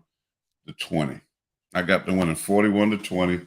My offensive MVP, I believe, is going to be Jermaine Burton. I think We have a breakout party in the passing game. We've been only averaging 208 yards a game passing. I think Miro go up to about 275 in this ball game. Burton goes over 100 with a touchdown or two. He's offensive MVP. And I'm going to just say the defense Saturday. I think the entire defense will be MVPs in my mind because I think they're going to play balls out, lights out. And I think D-line is going to harass Will Rogers. I think the secondary, I think it's one of the best secondaries in the country. Now that Terry Arnold is balling, you got Kool-Aid McKinstry on the other side. You're throwing, 13. Caleb Downs, we didn't talk much about him this week, but, man, he had a phenomenal game last week. The freshman ready to play. You got 6 to transfer from Birmingham. UAB is playing some good football. The linebackers, I know, will be down Deontay Lawson, but I think we're fine there. Alabama wins big, 41-20 roll, Tide roll. I like that. That sounds good. I like that. I think I'm going to go 34-13. I'm going to go 34-13. And I feel like they're definitely going to take some shots. I'm torn because I feel like we're really going to. I think this game, now that they've seen the success in the run game that last half, the Ole Miss game, I feel like we really might try to pound the rock. I hope we do, especially being on the road. I almost wonder, and then knowing how aggressive they like to be, I wouldn't be surprised if we pound the rock. So part of me wants to go with Jace McClellan for offensive MVP, but I also feel like we really might air it out. I can see it really going both ways. So, gosh, if I had to choose between the two, oh man, that's tough. I'm gonna go Jace McClellan. Because think about it, right? We might definitely air it out and get in some good red zone situations. And I think they're going to harp on capitalizing the red zone because we got to be better in the red zone. Maybe we'll be able to run it in, and then first, second, and goal short. Jace McClellan get a couple touchdowns on the ground. So I'm going to go with Jace McClellan, even though I do believe that Milroe will have a big game through the air as well. But I think they're definitely going to want to establish a run. But like I said, scoring prediction 34-13. So 4 touchdowns, 2 field goals. Jace McClellan, I'll give him offensive MVP. But I definitely do think we make plays to the air for sure. Defensively, that's tough, man. That's tough. Deontay Lawson's out. Dallas Turner's really come alive. I feel like that's too easy of a pick. I'm seeing the comments right now. I feel like almost everybody has. What about Malachi? I was going to go with Malachi. For some reason, I feel like a DB can have a monstrous game this game. I want to go with Malachi, but I almost feel like a corner. I feel like I kind of want to gamble on a corner. I might go Kool-Aid. Go Kool-Aid because I'm going to go Kool-Aid because I feel like he's due. Right? Right. I think he's due. I think he's due for a big game. And he's been a disappointment. I wouldn't go that far, but I'll say, I definitely expect him, to make an impact, especially if they take the approach. I know they're a run-first team. At least they have been majority of this year so far. But if they take the approach that they did last week against South Carolina and they try to take those shots, I'm going to go Kool-Aid, right? I could be totally wrong, but I'm going to go Jace McClellan on offense and Kool-Aid on defense. Let's see what you guys think real quick. But first, we got another super chat. Dr. Crystal gives $20 in super chat, says, love the show, brothers. Thank you so much, Dr. Crystal. We appreciate that. I can't even speak. Dr. Crystal. We got a good doctor on here. Thank you for that. That's right. Chat. Thank you. We appreciate all the support. Thank you so much for that. Man, we just, again, we enjoy being on here, hanging out with you guys, and the support means so much. You guys make this possible for us. So thank you so much. Remember, drop a like, subscribe. If you aren't already, share it with everybody. We want to grow the team. We want to keep doing this and make this a big thing. And we'll keep doing more and more. So that support contributes to that and get us, more opportunities to get on here. Hopefully, I got to figure out the film. I'm going to get that back without the whole copyright stuff. I'm going to get that figured out. That way we can pull up the all 22 and really break some tape down. But thank you. How are we going to do the post game when I'm down at your house at the gate? We'll figure it out. Worst case, we'll just sit right next to each other. We have to, right? I don't sit next to no man. Y'all hear this, guys? He can't even sit next to his own son, right? I mean, I have 2 whole chairs, right? I mean, plenty of room to sit right here to do a post game show. I mean, talk about. Anyways, let's see what everybody else thought. So you heard ours. I went 34-13. My dad went 41-20. Yep. All right, here we go. So John has Jalen Milroe going for 5 touchdowns. Whoa. I would love that, John. Shoot, 5 touchdowns. I mean, he did against Middle Tennessee. I think he had, was it 5? Yeah, he I had mean, 2 rushing. I think Mississippi State a little bit better. Oh, definitely. But hey, I love the confidence, John. Michael says Reese and Steele. I hope so. I hope we can say Tommy Reese is the MVP. That would be nice. 45-7. I like that. Yes, I like it, Michael. Kelly says Terrion and Roydell, players of the game. I thought about Roydell. Too. I do. I like that too. It's kind of like the flip of me, right? The reciprocal of me. Now, is it Jam Miller's going to have to sit out the first half because of the targeting call? Yeah. So will we see Justice Haynes? Or Hayes? What's this? Haynes or Hayes? I think Haynes. Yeah, Justice Haynes. I love to see the good play. All right. We got Jermaine Burton and Dallas Turner. I think that's a safe pick for sure. I think that's a safe pick. Jalen Hale and Dallas Turner. I would love to see Jalen Hale more involved. Look, obviously that's going to depend on the play calling. It's going to depend on the play calling. Most definitely. Carl says DL and Jalen Miller. I'm not sure if you mean the whole D line or you mean they're saying D Lawson, but he's not playing. But yeah, probably D line and Jalen Miller. I can see that. We look because if they decide to take that through the air approach, I'm telling you right now, we should have a field day, in my opinion. This game we see Benson make a big play. A lot of people are looking forward to seeing. Right? No. Kobe Prentice switched to 6. Benson's 11. He's a JUCO transfer. Okay, gotcha. So Kelly's got 38-24 Bama. Roll Tide. Hey, a win is a win, Kelly. A win is a win. I don't know if 14 points. So I'm just saying I don't. Only thing is I don't know if I'll see them scoring 24. And it's only because LSU held them to was it a touchdown? Maybe. Something like that. It was low score. It was like I thought they put a 50 piece on them or 40 piece for sure. But I'm saying they'd how many? Oh, they ended up scoring 14. Okay. Ended up scoring 14. They got a trash touchdown at the end. USMC Marines got 35-10 Bama. I like it. Titan guy 45-9. I'll take it. Sam, that's a good point. They're not going to throw the Kool-Aid. That's true. Maybe we'll be in some zone coverage or something. You never know. I don't know. Hey, look. Kool-Aid had one last week and dropped it. Big time interception. He also had one against USF that they called back. So you got to remember that. Right? Steven says Milroe and Moore. I like those. For sure. And his score prediction was 42-3. Cool. That. That's a beat down. Terry says, I think we would have won the national championship if you didn't get hurt when you got hurt. Christian against Oklahoma and Isaiah Buggs weren't healthy. Hey, man. I'll be honest. I appreciate that. That means a lot. That means you think highly of me. I don't think one person can really change the outcome of a game, in my opinion. Yeah, they can. But they can. They can do it in a good way, or they can do it to cost you. In the most humble way, I appreciate it. But I don't know, man. I mean, there are so many things that we need. Well, they could have used you because they had zero quarterback pressure that game. Zero. No, I'm with you, but again, I'm a humble person. I'm not just gonna. Oh yeah, man. I should like. Hey, look, just know, Terry. I promise you, I did everything I could to be out on that field. I was in the training room. I tore my hamstring against Oklahoma, and I mean, there honestly really shouldn't even have been a possibility of me playing. But I did everything in my. When I tell you I tore my bicep and my left arm my junior year. I don't know if you guys remember.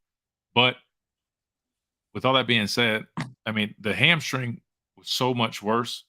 I mean, it was, golly, man, I don't know if anybody in here has ever tore a hamstring, but that's one of the worst pains I've ever felt. It was awful. But I did everything I could to get back out there, and unfortunately, I was about 60%. I was trying to give it a go. I told them I was ready to give it a go. You warmed up. Yeah, I warmed up. Yeah, you had no burst. Up. I mean, I had no burst. I mean, I probably could have gave 6%. I mean, you couldn't. Nah. I mean, yeah. You'd have been a liability. Sometimes you got to know. I know. You can't. I know. Mary Sanders says, I got Bama winning 38-10. Yeah, I got 41-20, so we're close. Yeah, no, I respect that. Thank you, Mary. Well, I mean, look, so everybody's confident in this game, which is important, right? It seems like the confidence is back in the building, which is really nice. I feel like we kind of again last week was absurd. When I'm hearing people just pick Ole Miss confidently, even our own fans, it's like, oh yeah, I got Ole Miss. I'm like, what? But those same fans now turning around and say, Ole Miss wasn't that good. So now they're taking it away from the win and now they're saying like Ole Miss wasn't that good. I mean, Well, it's hold on. just, you know, okay. We got to read this. This is from our friend Latia. Tia says, breaking news. Saban just said, because you know, hey, coach is going on. Saban just said, one of the things that Jalen Milroe does really, really well is he's accurate throwing the football, and he throws a really good long ball. Now, that's what Latia's reporting to us. I don't see why she would just make that up, but if that's what he said, that's what he said. And look, that's like I keep trying to tell people, like, he has grown so much as a passer, right? We've seen it behind the scenes. Like we've been to the scrimmages. I've seen the practices. This guy is growing as a passer, and you see flashes of it. If you go back and just watch that Ole Miss game, he threw some really nice balls, not just deep balls, but some nice balls. It's important that he continues to get more consistent, which that'll come with his growth, his development, with the more experience that he has. But he can throw the football. I've seen it. He just has. I'm telling you, his biggest things right now is continuing to work on processing things as they play out, right? Being confident and comfortable back there, not forcing issues, right? And protecting the football. I mean, the guy can play quarterback. I mean, he if Coach Saban is signing off on him like that, I mean, trust me, Coach Saban sees him more than any of us. Well, there's no reason why he would not say that. So I'm obviously scanning X, but breaking news kind of ha to me because we already knew that. But I mean, it's like I'm just saying that we knew he's a great deep ball thrower. The percentage represents that, and so you know. But I'm glad that he said that to the people, and so to give them confidence, the fan base confidence, you know, going forward. So. Hold on, you just answers briefly. Don't even go on a tangent. I shouldn't even have put this up there, but obviously Sam knows you a little well to point this out. I shouldn't even have brought this up because he's about to blow a head gasket talking about this guy. His former teammate, by the way. You're over it. Do I really dislike Danny Cannell? POP, do you really dislike Danny Cannell? Yes.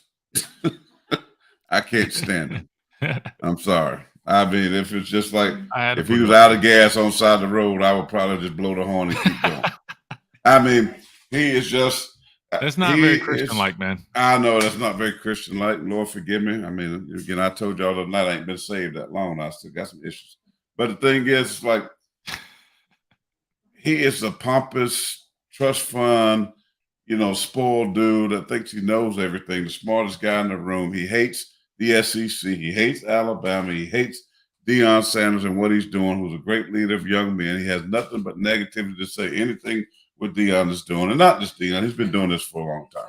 I know the dude. We've shared the locker room together. We blood, sweat, and tears together. But no, I would have given him some gas. I'm just joking. But he just drives me nuts.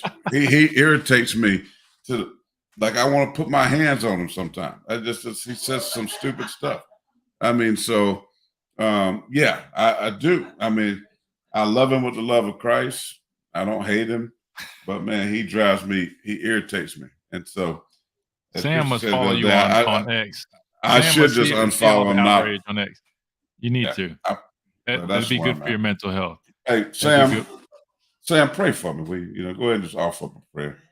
Yeah, because Lord knows anytime Danny says something, he's about to blow a head. I told him to unfollow him. Wow. But I was better tonight. I didn't go off. But that was good. I'm proud of you. But I got better since 2 days ago. I made strides. I told you. I'm telling you, the best thing you can do is just remove yourself, man. Just remove yourself. I mean, like this morning, he said. Oh, here we go. Well, because they had a guy on the show who, Jeremy Bloom, I think is his name. He played at Colorado. He was just saying how they want to go ahead and give Deion a long-term contract because they know out of all this attention that they're getting and people coming to Colorado has changed all the dynamics. And so, like go and seal the deal with a contract. And then Danny Cannell, we don't know he's a good coach. Well, the man's won everywhere he's coached. And he's winning now. And he said that Deion just sitting there buying recruits. I mean, like, dude, give the man some credit. Why you hate on the man? See what you started, Sam? So, anyway, that's just some of the dumb stuff he says that drives me nuts. Let's go to USMC. But all right, so Marine says Jalen has shown just arm strength. Here's the thing, man. And Marine, this is what I'll say. If Coach Saban is saying he's an accurate thrower, you got to trust that. Because number one, I've seen it myself that he's an accurate thrower. But number two, Coach Saban seems to be more than me. what you got to realize is it's hard for him to really showcase that when he doesn't have time in the pocket and when they're not really opening things up or tailoring things to a skill set. You see when he does have time, he makes some really good throws. I'm telling you, if you go back and watch last week's game, he had some really nice throws with some nice touch on the football, right?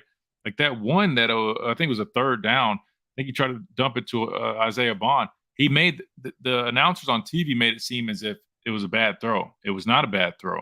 He did that because there was a guy in zone to his outside, Isaiah Bond. So he threw it on his inside because that was the only place he could put it to protect the football, right?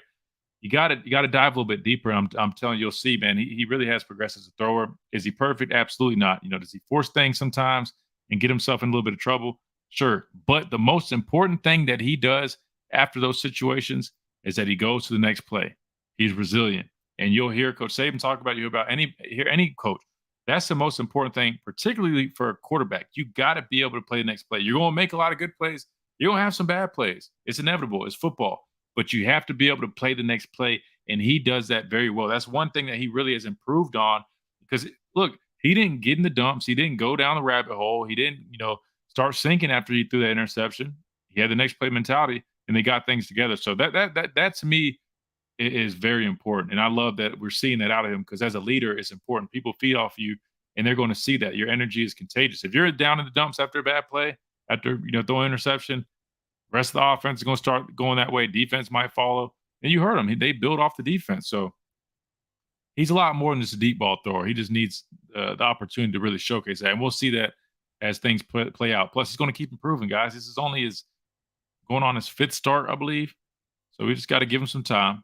Got to give him a little bit of time. DG says, I thought we may lose to Texas, but by later part of the year, we could really be a strong team. I see this team getting better game by game. Yeah, I do too. I think that's absolutely going to happen. I think just over time, they'll get better. They get more experience. It's a young football team. We got to remember that. It's a young football team. Travis says, Bama needs to use the tight ends way more. He gets the ball to them better. Yeah, I mean, you got Amari Niblack, who's a mismatch nightmare. You try to cover him with a linebacker. Yeah, well, he stay off the Instagram talking about, hey, babe, look at my clips. He focuses on running his routes and catching the ball. He could be. And we'll focus on his play on the field. Look, if he's a mismatch nightmare, right? Put him in the slot, make the linebacker cover him. They can't, right? Move him around, put him on some wheel routes. I'm telling you, work those tight end throwbacks, right? Have him stay in and block, peel back, throw it back to him wide open. He's got the athleticism to make guys miss. That's a big play, right? So in my opinion, I agree with you. Get them in the game more.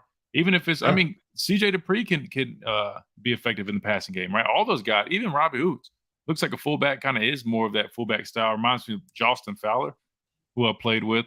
But again, they can be effective. So I definitely think you utilize those guys even more. Latia says he has better tools than Hurts had, but Hurts was better with protecting the football. Yeah, Jalen was really, really careful with the football, and sometimes angered me because he wouldn't take chances, right? Right. Have a guy one-on-one, and Jalen would just tuck it and run or just fall down. So his touchdown to interception ratio was really good because Jalen did never strike me as that quarterback that's going to be a risk taker. He was. Which you talking about Hurts? Hurts. I'm sorry, Jalen Hurts is not a risk-taking quarterback. He'll run with it. It's not always a bad thing, though. No, he'll take a sack. I think he did more of that when he got to Oklahoma with Lincoln Riley. He worked under him and timing routes and things like that. He got better at taking shots or learning how to throw a guy open and things like that. And that's what Miro has to do, learn how to throw guys open. Bryce Young, too, and I watch him. It's like he's scared to take chances because everybody talk about the turnover. So he takes sacks or hold the ball too long. So I think Miro has to do a better job at that as well. But Jalen, for sure, I remember them talking about that, and I used to talk to his dad about it all the time because me and his dad was really tight while we were at Alabama. So, but yeah, he was definitely not a risk taker in protecting football. John Bailey, he's almost 92% on deep balls. That's not arm strength only. Agreed, bro. His throws has been on the money. And that one time he out-threw Isaiah Bonds was extremely fast. That tells you his arm strength, right? But the other ones been right there in the breadbasket. And so you got to give him that credit. He's been extremely efficient at throwing the deep ball, one of the best in all of the country at doing that. But still, I think he's getting better. And Chris, you hit on the nail that those short throws were really nice throws last week. 17 to 21, you take away that interception. Think about it. That's 17 to 20. I mean, that's very efficient quarterbacking right there. Well, I hate to say I'm gonna get out of here in a minute, but I gotta eat. No, I feel you. I was about to say, I think people just got. It's 9 o'clock my time. Well, we got the most viewers in here right now, but I get it. Everybody's coming. I'll stay right here. I'll just eat. I'll eat. No, you're good. No, you're good. No, I just was telling you. But no, I will say I think Jalen Milroe is a victim to the guys that came before him. He's being compared to the Bryce Youngs, the Tua Tagovailoas. They're great players, right? But they're all totally different players. Each guy is, in their own respect. Oh, them wings do look good. I ain't gonna lie to you.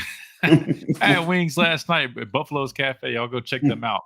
We work with those guys very closely, but they have all you can eat wings every Wednesday night. But I think he's a victim of he's a victim of following in the footsteps of a Heisman winning quarterback, a guy who's a pocket passer, right? The Tua Tagovailoas and Mac Jones, totally different types of players.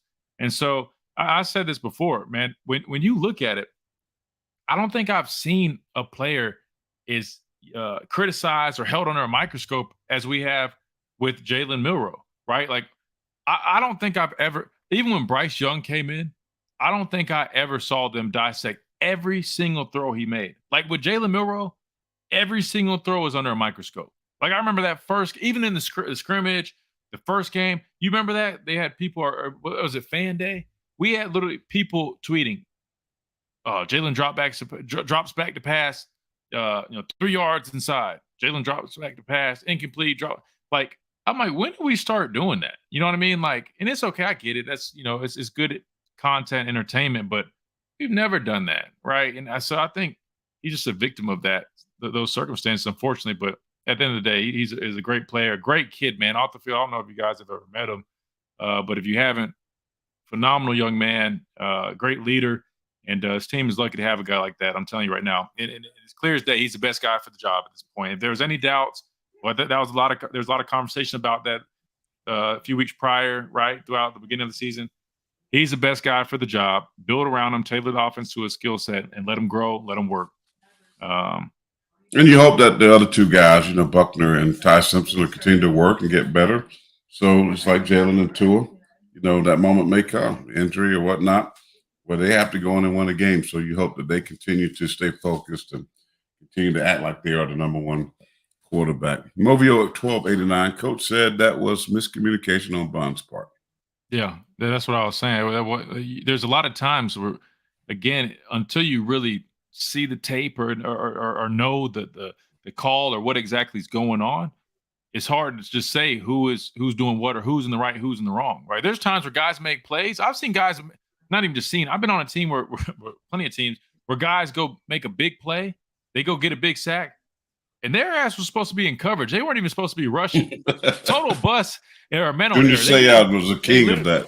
Oh, yeah. They literally get a negative on the grade sheet.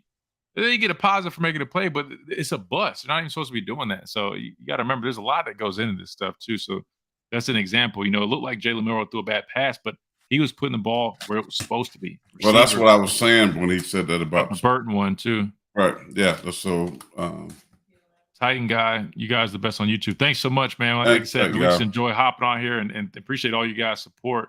Carl, Miller's Edge is fire. Y'all just say y'all, man. Have some wings, little ranch. Wish y'all was he's rubbing the food in y'all's face now. Oh yeah, that's cap. That's cap. Travis says he agrees. Tia says, I don't know. Jalen Hurts was picked apart pretty heavy. I'd like to hear from Mr. Averion about that. He definitely was criticized.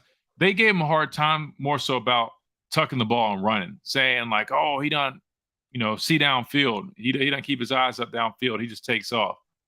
So he was criticized. This was a little bit different. I don't necessarily remember them picking apart every throw he made. It's more so kind of his vision and not keeping his eyes up when he scrambled. But Carl's the same thing. They did it Hurts too. So maybe I'm wrong on that aspect. Maybe he faced just as much. I just feel like And maybe it's just because I was No, playing at the time. Jalen's And I faced a lot of the nonsense with that. no, I mean, I'm sure he faced some. yeah. And it's probably because I was playing on the team I didn't really focus on or hear Well, as much. anytime, I mean, think about it, Alabama, the whole dual threat guy. I mean, they kind of did the Blake Sims too. But Blake really was a good passer to football.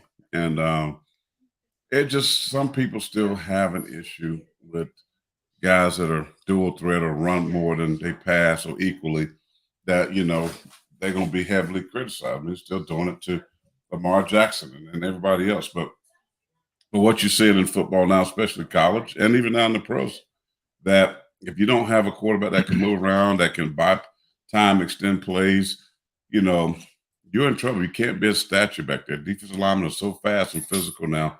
You have to have quarterbacks with escapability and can extend. I mean, look at some of the big plays Jalen Muro has made because he's been able to extend plays, allow those receivers to get open, and then he takes a shot down the field. That's just because of his legs. So you just have to get used and have a play caller that understands that quarterback's potential, and I wish Tommy Rees would understand it more and call plays that suit him more still. I think they're very boring and very just stoic on offense that I think they got so much ability and talent on this team that they need to utilize it more. So hopefully we'll see more of that. Michael says he's more of a victim of the signing of Buckner. Yeah, take that question real quick. I'll be right back. He's more of a victim of the signing of Buckner and the quarterback competition. Message should have just handled it in-house and left Buckner at Notre Dame. Well, I don't think Michael wanted him at Notre Dame. They got Sam was last from Wake Forest. The transfers actually had a phenomenal year. Sam Hartman. And I saw Buckner, and I've been saying this for a while. Gator Bowl last year against South Carolina wasn't good. 3 interceptions. So I don't know, man. It's just one of them things where sometimes coaches play these mind games with players, and I don't like it. I really don't like it. So they got to the point. They got to who's the best, who's going to give them the best chance to win. And we already knew it was Milroe. I mean, we went to scrimmages. I went to a scrimmage. Christian teams, all of them. They were doing the radio show, practicing for that. So they just been a whole, it's a word I'm going to use is plethora of issues. Offensive line play, as Kelly's talking about right now. Left tackle with Proctor. We saw how our defensive line in scrimmages just ate his lunch. He was the king of lookout blocks. So, Look out. I mean, but between that and receivers not crisp and running routes, knowing when to sit down, knowing when to keep going, dropping balls early in camp, they were just really all over the place. The snaps, as Kelly's is alluding to right now, by Seth was horrible. I mean, saw the bad snap even last week on the 1 yard line. I mean, but that's another conversation because I don't get on the center with that 350-pound average across the board offensive line, sneak and get in the end zone. So, but anyway, it is what it is, guys. We're where we are. Justin Miller's Roll Tide Roll. Amen and amen to that. So, listen, I think they're going to get better, but we get on here. We're going to talk about what we see at present time, but are we optimistic? Yes. Thank you, Kevin. Roll Tide. Do I believe they're going to get better? Yes. Do I think Proctor is learning and growing? Yes. So they got to get through certain growing pains. They just it's their first preseason, if you will. It's about survival, right? They beat a good team, a ranked team in Ole Miss last week, despite what people want to say. This team came in averaging 52 points. The defense stymied them. They got back to Bama football, having fun, towel waving. They get second half, the offense turned it around. I don't know what Coach Saban said to them. They got to rolling. So hopefully, again, as I said earlier, in case you're just not joining us, which Alabama will we see on Saturday? If we see the Alabama, the second half of Ole Miss, it will be a blowout. But if we see the first half Alabama, it's going to be an ugly one of them dirty, ugly games. They still can win by 10 or 14, but it will be ugly. So thought they left Buckner in Florida. Y'all are hell, man. Y'all are hell. Hey, look. That's why you get those guys in the game to see what they can do and evaluate them. I'll be honest, seeing them behind the scenes, we had said this before. there's a reason we had Buckner probably fourth on the depth chart. I had him fourth behind Dylan Lonergan. Yeah, during training camp. But I'll be honest, seeing him progress over the next couple of weeks after that, I could see him making strides and making progress. He tricked you. Not me. Well, he obviously tricked the coaching staff too, because hell, they put him in before Ty Simpson. So, but he Jesse James in without a gun. He tricked all y'all. I told you. I tried to tell you. Look, but I was optimistic because I'm like, you know what? Maybe he's grown. Maybe he went through those growing pains very fast. He expedited through them, and maybe he was ready. But you know what? That's why I also said I like that they're doing it now against USF. This is why that's the perfect opportunity. You don't do that type of crap against Ole Miss when you're opening up SEC play after you just failed a test. And that's fair, though. They owed it to those guys to give them at least an opportunity because, unfortunately, we didn't really get to see much of them. I just don't like the way it went about it. Jalen Milroe should have still started that game, in my opinion. Now, I know there's he didn't handle. We wanted to test him. He should have started that football game. Even if it was for one series, he should have started the football game. Then I didn't like that at all. I didn't like it at all. But so Justin says, I believe in this team. Absolutely. There's no reason not to. Yeah, I mean, they're trending in the right direction, right? I mean, until they prove me wrong, I'm staying right there. Carla agrees. Roll Tide. Justin Brian says, I was doubting Jalen, but I'm not too proud to admit I'm wrong when I'm wrong. The kid has come a long way. Brian, I respect that. Yeah, I mean, one love, Brian. One love. Yeah, I respect that. And that's why I always urge people to be patient with kids. Like, I know for myself, when I got on campus, I was 200 pounds, right? Yeah, I set all records, every single sack record at my high school, but I knew sure as hell I was not prepared to play from a physical standpoint. I knew I still needed to learn the defense and grow. Even my redshirt freshman year, I was not there yet. I played special teams. I got in some opportunities here and there to rush the passer. I wasn't there yet. The player that I was my senior year versus my first couple of years, night and day is difference. And that's why I urge people, you got to be patient with guys and just see, the progress that they're making. Give them opportunity to grow. Not everybody's going to come in and from day one is going to be able to be Caleb Downs and just play from day one and make an instant impact. Some guys but now the kids are not patient. That's the problem. They're not patient. Yeah, no, and the kids need to be much more patient. They out and about and gone. So because I don't think they realize either. I mean, the majority of guys end up transferring here. They don't necessarily see a better opportunity elsewhere. They think they are. It's just that grass is greener syndrome. But instead, they could have just stuck it out, kind of like me, Mac Jones, Brian Robinson. Stick it out, wait your turn. Hell, Ruben had to wait till his junior year to play, and you reap the benefits of that, right? They transfer, then they get in a mess. They end up transferring again because it's not what they think. And that we could go down that rabbit hole a whole another day. That's too much for another time. But Tia with the $4.99 super chat, she says, "Tell the truth and shame the devil." Tommy Rees tricked the coaching staff. Buckner. Well, tell the truth and shame the devil. That's right, yeah. Hey, look, I mean, he had to trick some. He tricked everybody. Well, He did not trick me.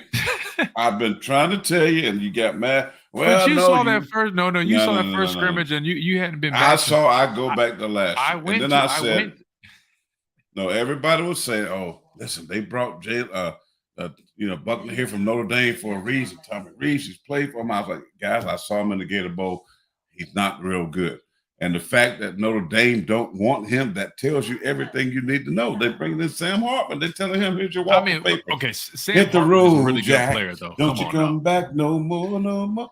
But the problem is but he's out. So what makes you think Alabama would want? Do you think Nick Saban, if it was for Tommy Rees, would have anything to do with Tyler Buckner? Absolutely not. So Tommy Rees tricked them. Because Coach Saban, we got these young guys. This guy has played more than any of these guys. Maybe he can get in here and figure out this whole thing and give us a boost there. Well, they tried. And they told him probably, hey, Coach Saban, his words, said, hey, I told him I would give them all a chance.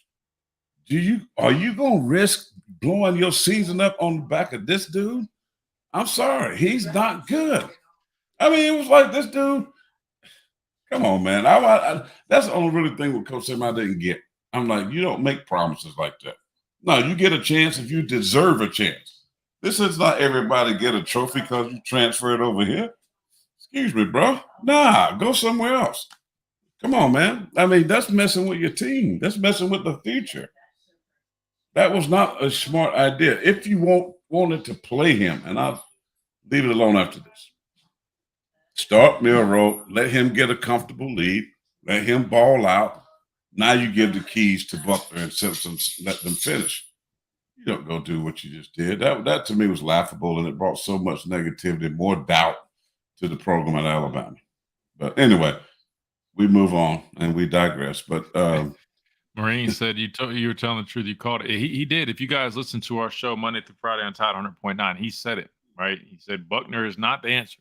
He said he's not the guy, and that he went back to the bowl game where he watched Buckner face his Carolina Gamecocks, because that's where, he went to school. He played his college ball at.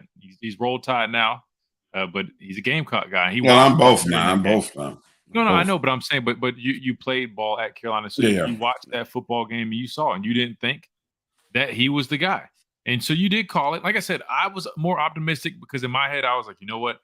I know how this coaching staff works. They want to evaluate guys. They want to see, who can offer what before they fully. And we heard Coach Saban say he was already alluding to this, like he was setting this up the whole time.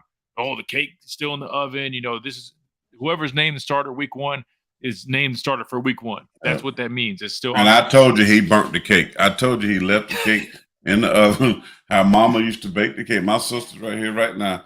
She'll tell you all them cakes Mama used to bake. Sometimes when you leave that cake up in the oven too long, it burned the cake and the cake get dry. And that's what he did. He burned that cake, but to his credit, he had a couple of cakes, right? And some of them would take it just a little bit longer to get done. And he kind of figured it out. So, but that Tyler Buckner cake was burnt. That cake is no good for eating. Just throw it in the trash can. They threw the cake in the trash after South Florida for sure. They brought out the fresh cake for Ole Miss. Lonergan will be fighting to be second quarterback. I told you at the scrimmage. I like this kid. If he just get a chance to play, he might take over all of them. I'm just telling you. If he gets some experience, Dylan Lonergan, I'm saying his name wrong, Lonergan is the guy that I could foresee being the starting quarterback. Him and Mr. Saying coming in here, I'm just saying next year. I'm telling you, Jalen he better keep it. Like I said, I'm pulling for him. I think he got an incredible skill set, but he can't wreck the car because he got some dudes behind him that's going to get better. He can't wreck the car. He got the keys. Hey, Coach Saban, hey man, roll with it, bro. Coach Saban on the other side trying to holler at me. I don't want no scrubs. I mean, you know what I mean? He can't be a scrub in the Ferrari, bro. He can't be the scrub in the Ferrari. We got to be where our feet are. He's a quarterback right now. Yeah, we got some great players coming in, but hold on, stop what you're doing, because Adam just dropped a $50 super chat right now saying, what are the intangible factors that make a great quarterback and football player generally? Like, why was Bryce so great, yet Milroe is struggling? First of all, Adam, thank you so much for the continued support. Reach out, either send me a message on Twitter or something, and I got to get you a hat for sure, man. I mean, you're arguably our biggest supporter, and we appreciate everybody's support. But I definitely want to make sure we take good care of you because you obviously are a huge supporter of our channel. But to answer your question, so what are the intangible factors that make a great quarterback and a great football player in general? Well, for a quarterback, you got to be a student of the game, right? You got to be able to. I hate even using the word cerebral because then they don't use that in terms like guys like dual threat quarterbacks. It makes you think that they can't do it. But as a quarterback, you got to be able to process, right? You got to understand not only the offense, but you got to understand defenses, right? You got to be able to read if they're in a two-man shell, right? If they're disguised and they're showing press coverage, but they're getting to they're bailing out what the coverage is going to. You got to get in and out of checks. So those kind of things are really important, right? You got to have the right mindset in terms of that next play mentality. We talk about Jalen Milroe. I feel like he does really well with that. Because quarterbacks, it's crucial that you're able to play the next play. You're going to have bad plays. You're going to throw an interception. You're going to throw a bad pass. But how you respond is crucial. It's very easy for a quarterback and even a cornerback, honestly, because it's kind of similar in terms of there's a lot of pressure on those two positions to kind of get in a funk and just go down in the spiral when things don't go your way. So when I think of quarterbacks, that's what I think of, guys that are able to process and read and know and understand not only the offense, but defenses, because it's critical. but also be able to be resilient, have that next play mentality, but also be a really good leader, right? The quarterback is the head of the team, almost always going to be a captain. And so he's got to be a great leader. He's got to lead his troops, right? They got to be able to trust in him. That's why it's so important that he wins over the locker room, because guys need to know that they can trust that this guy will go out there and put them in position to be successful. But for a football player, man, you got to have passion, right? I mean, football is a game that's played with passion. It's a physical sport. You got to be tough. You got to be able to go out there and grind it out, right? I mean, I say it all the time. You do so many things, whether it's film, workouts, practices, all year round, just for these 12 to 15 games, right? Like you don't get many opportunities, so you got Well, to really love the game, right? You got to attack everything you do in football. Go ahead. yeah, let me just say this, Adam. You mentioned Bryce down here at the bottom of your question. Bryce was the most calm, cool, collective player that I've seen. Nothing bothered him. Even Right. when he had a negative play, he wasn't slamming his helmet. We've seen Tom Brady, Cam Newton, Tyler, all these theatrics. Bryce was just like this, right? Good thing happened. He smiled. He high-fived. He dapped the boys up. Bad thing happened. He stayed right here. He kind of was like, you know what? I got to get the next one. And that's what they're saying about him here in Carolina. Even these veteran NFL dudes are looking at this rookie, which hardly ever happens, and gives him that much respect because he has the calmness, the coolness, being collected in situations, whether it's good or whether it's bad. That's a sign of a great leader. And the film room, extra time, he knows. I mean, Frank Wright said he knows the offense better than he does. And he bring up things that the coach didn't even think about. It means his preparation is amazing. He prepares harder and better than anybody, right? And so he's a totally different guy. Jalen is a fired up, wiry, emotional, strived off the big plays. You saw when he got hit, he got up, and the crowd went crazy. Totally different personalities. But I do think he exemplifies leadership. He showed leadership by being benched. He won without even playing. Coach Saban said that himself. He didn't moan or pout, although people tried to say that, and then the team said they weren't playing for the other guys. So you heard all this scuttlebutt. Excuse me, but no, they're different. Milroe has handled his struggles, I think, really well. I mean, the interception in that game against Texas, two of them, he came back, gave Alabama the lead. Right? They went down again. He got them back 27-24. Defense gives up a 3-play, 74-yard drive, whatever it was, lost the game. But he bounced back. He threw an interception to Ole Miss in the red zone. He bounced back. Big play after big play. That's who he is. And I think that's a good sign. Two different dudes, two different personalities, but I think they both have great work ethic. Jalen likes to do more of the physical work, extra work, with his body. I hope he does more film overtime work like Bryce Young would do. That's kind of become a student, as Christian was saying, a student, cerebral, but being a student of the game to where you understand defenses, you understand what they're trying to do to you, and that's going to help you attack and anticipate different things and help you become an overall better quarterback. So those are the intangible factors that make a great quarterback versus just a good quarterback. Any player. Yeah, I was about to say, and that really, Adam, applies to any position, right? Because when you know and understand what to do, it allows you to play fast. When you're second guessing yourself and you're not confident in what you're doing, you're a lot slower. You're trying to guess and figure out what's going on. And when you really understand the game and know your assignment and you understand your role in the defense or the offense, whatever it is, everything slows down. You can make so many more plays. You're so much more effective. Like that's why you feel like a much different player. When you first get to Alabama as a freshman, you're that young guy trying to figure out what's going on. Everything's moving so fast. You're not fully confident. It's hard to really be the best player that you can be. But then once you know the defense or the offense like the back of your hand, and you've been in the system, you understand your assignment, you understand your role, you understand what to do, how to do it, and why you're doing it. You can play that much better. And so I think that's part of it too. Some guys get there quicker than others. I know Jalen Milroe's been here for several years, but he's playing behind Bryce, right? He's still getting that in-game experience. So I think the more he plays, that's what I'm saying. I think he's capable of making the reads. I think he's capable of getting better at going through progressions. This is going to take time for him to progress. But again, Adam, thank you so much for your support, man. Yeah, Always, thanks, Adam. always are appreciative of everybody's support. But thank you so much, Adam, for your contributions. Tia with the $4.99 super chat says Notre Dame fans had a sign saying "Sorry, Alabama, no refunds." Well, yeah, I mean, I had to catch that. I was slow on that one in the beginning. Well, yeah, that's one of them things. Be like, I refund. just want to return it. I don't even want my money back. Just take it. I mean, look. From what I've seen, been around, man, a great kid. Maybe Great he's kid, not right for the. but Maybe not he's a great right football for the job. player. He might be a great coach one day. He might be a smart player. He might be able to help guys out in that room. So I'm sure he'll contribute in some way, even if He's going to be good somewhere. Yeah, UAB, man, he should go down there with Trent Dilfer.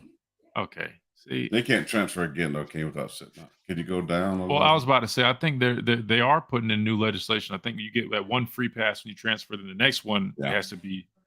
Well, he can use the fact that Tommy, his old offensive coordinator at Notre Dame, tricked him to come down here and think he could play at Alabama. So maybe the NCAA will allow him. Listen, man, I got to get off here. I really do. I got to get up. We're going on driving your way. Absolutely. Before we go, 6 hours and 6 in the morning. Might be able to get two more in real quick. Carla said, "Do you guys think Milroe is struggling?" I don't. Yeah, no. I don't necessarily call it struggling. I think some growing pains because he's taking on a whole new role as a starting quarterback. He got a whole new offensive coordinator and Tommy Rees. I know it's Alabama's offense. Still got to consider those things. He's still growing. So I would use the term that he's growing more so than struggling because even though he's had some areas that he could improve in, he's done some really good things, right? I mean, not just with his athleticism, but he's done some with his arm. He's made some really good throws, right? So I wouldn't call it struggling. No, I agree with you. I would just say he's improving. He's growing, and rightfully so. He's a young guy that going through the growing pains. Yeah. Growing pains, like I said. Yeah, Michael said, he can be a grad transfer. Yeah, so if we're being hard on that young man. Yeah, I feel bad for being hard on, but And real quick, so Corey says, Mr. Miller, why does the defensive line not come off their blocks better? You want to answer that, or? Yeah. Well, I think you got to have more violent hands, Corey. Defensive linemen. These things right here we call weapons, right? And you can use these and be violent with them. And so I don't see them really having violent hands. I did see Braswell do better with his hands in a couple snaps, pass rush the other day, but it's called engaging. Getting rid of. We call it those term will be shut the blocker, get rid of the blocker. Engage, disengage. Move them around. But you got to be violent with your hands, and you got to hit them in here. Get them inside. There's a rule of thumb: the man that gets his hands in the inside wins. Yep. I could take one on. I should show young kids this. One arm, and if I put my hands on the inside and they put those on the outside of my shoulders, they couldn't move me, right? That's the power of hand placement. But if you're playing out here, if you got a wide base and you're shooting out here and those offensive linemen getting in here, you're going to lose. So I would say they got to be more violent with their hands and be quicker at getting off blocks. You got to understand, these guys are going to hold you, right? If you want to try to dance with offensive linemen, they're just going to lay on you. Right, and you can't get off blocks and you try to go get up. They grab you, back's gone now. So you got to disengage quicker, be more violent with your hands. Hat placement, even what gap you're in, besides where your hat is. Right, if you're a B gap, A gap player, your hat should be in that gap. Boom, engage, disengage. And so, but I will say, I thought last game they were much better, especially in the pass rushing department. They're getting upfield, using hands, coming back underneath, so they did a lot better, especially the edge guys and even the inside guys. Corey, I thought, did a much better job of being violent with their hands. I agree. And so hopefully we keep seeing that improvement out of the defensive line because it's going to be critical moving forward. Like you said, a lot of growth from the defensive line, and that's what we needed to see. And we saw that last week. So hopefully we see that going forward. But guys are going on 2 hours, so we definitely are going to get out of here. My dad's got to hit the road in the morning. But again, before we go, I want to say thank you to everybody in here tuning in. Your support means, so much to us. Everything. It helps us grow. And so make sure you guys, if you can, like the video, go check out our other videos, subscribe if you're not subscribed, share it with everybody. because again, we want to keep growing this thing. See him enjoying his wings. I'm gonna get me some dinner in a second, but yeah, we want this to keep growing. We want you guys to be a part of it. That's why I try to get you guys integrated and in the conversation, because that's what we want, man. We want for us to share our analysis, talk football, but then let you guys in on the conversation and answer questions, educate you guys, and offer our perspectives from playing. Again, if you guys are just joining us, I'm Christian Miller, former Alabama linebacker, played with Carolina. You eat wings with a fork? Absolutely not. And this is my dad asking these silly questions right here, 9-year NFL veteran. So make sure you guys check us out. Y'all eat wings with a fork? Oh, nobody does that. Come on. Violation. Come on, man. But anyway, Monday through Friday, you can catch us on Tide 100.9. The Miller's Edge is our radio show, 11 a.m. Central Time to 12 every single day, Monday through Friday. I'm also the sideline reporter for the football team on the Crimson Tide Sports Network, so you can hear me there. We do a pregame show as well with Tide 100.9. So you can hear me all over the radio if you want, but make sure you guys check us out and also follow us on all social media platforms at The Miller's Edge. It's on Facebook, Instagram, X, TikTok. We try to post with some music. Close out with the music everywhere. You want me to cut a little music on for you? Yeah, give the people a little something to give them a little something, man. But real quick, I gotta go back and say thanks for all the super chat. So if you donated a super chat, Kelly, thank you so much. Dr. Crystal, Tia, Adam, thank y'all so much for the super chats. It means so much. Your support helps us continue to grow and get more content out for you guys. And again, we might start even going live on another day during the week, but we definitely do the post-game show as well. Might be on a Sunday since it's a late game, but just stay tuned for that. I'll keep you guys posted. But again, it's been the Miller's Edge Extra. Thank you guys so much for the support. Make sure you guys tune in for the post-game show coming up next. Then we'll definitely keep you guys updated as we keep going forward. And if you're watching on the replay, drop your score predictions in there. Of course, we're going to give away some half shirts and different things like that. If you want to drop keys to the game, because we'll follow up on all this good stuff. So have a great night. It's 9:30 back here on the East Coast. Christian, I know you do an hour back, but yeah. So go enjoy your win. Peace. That's right. Like, comment, score predictions. We'll see you guys soon on the post game show.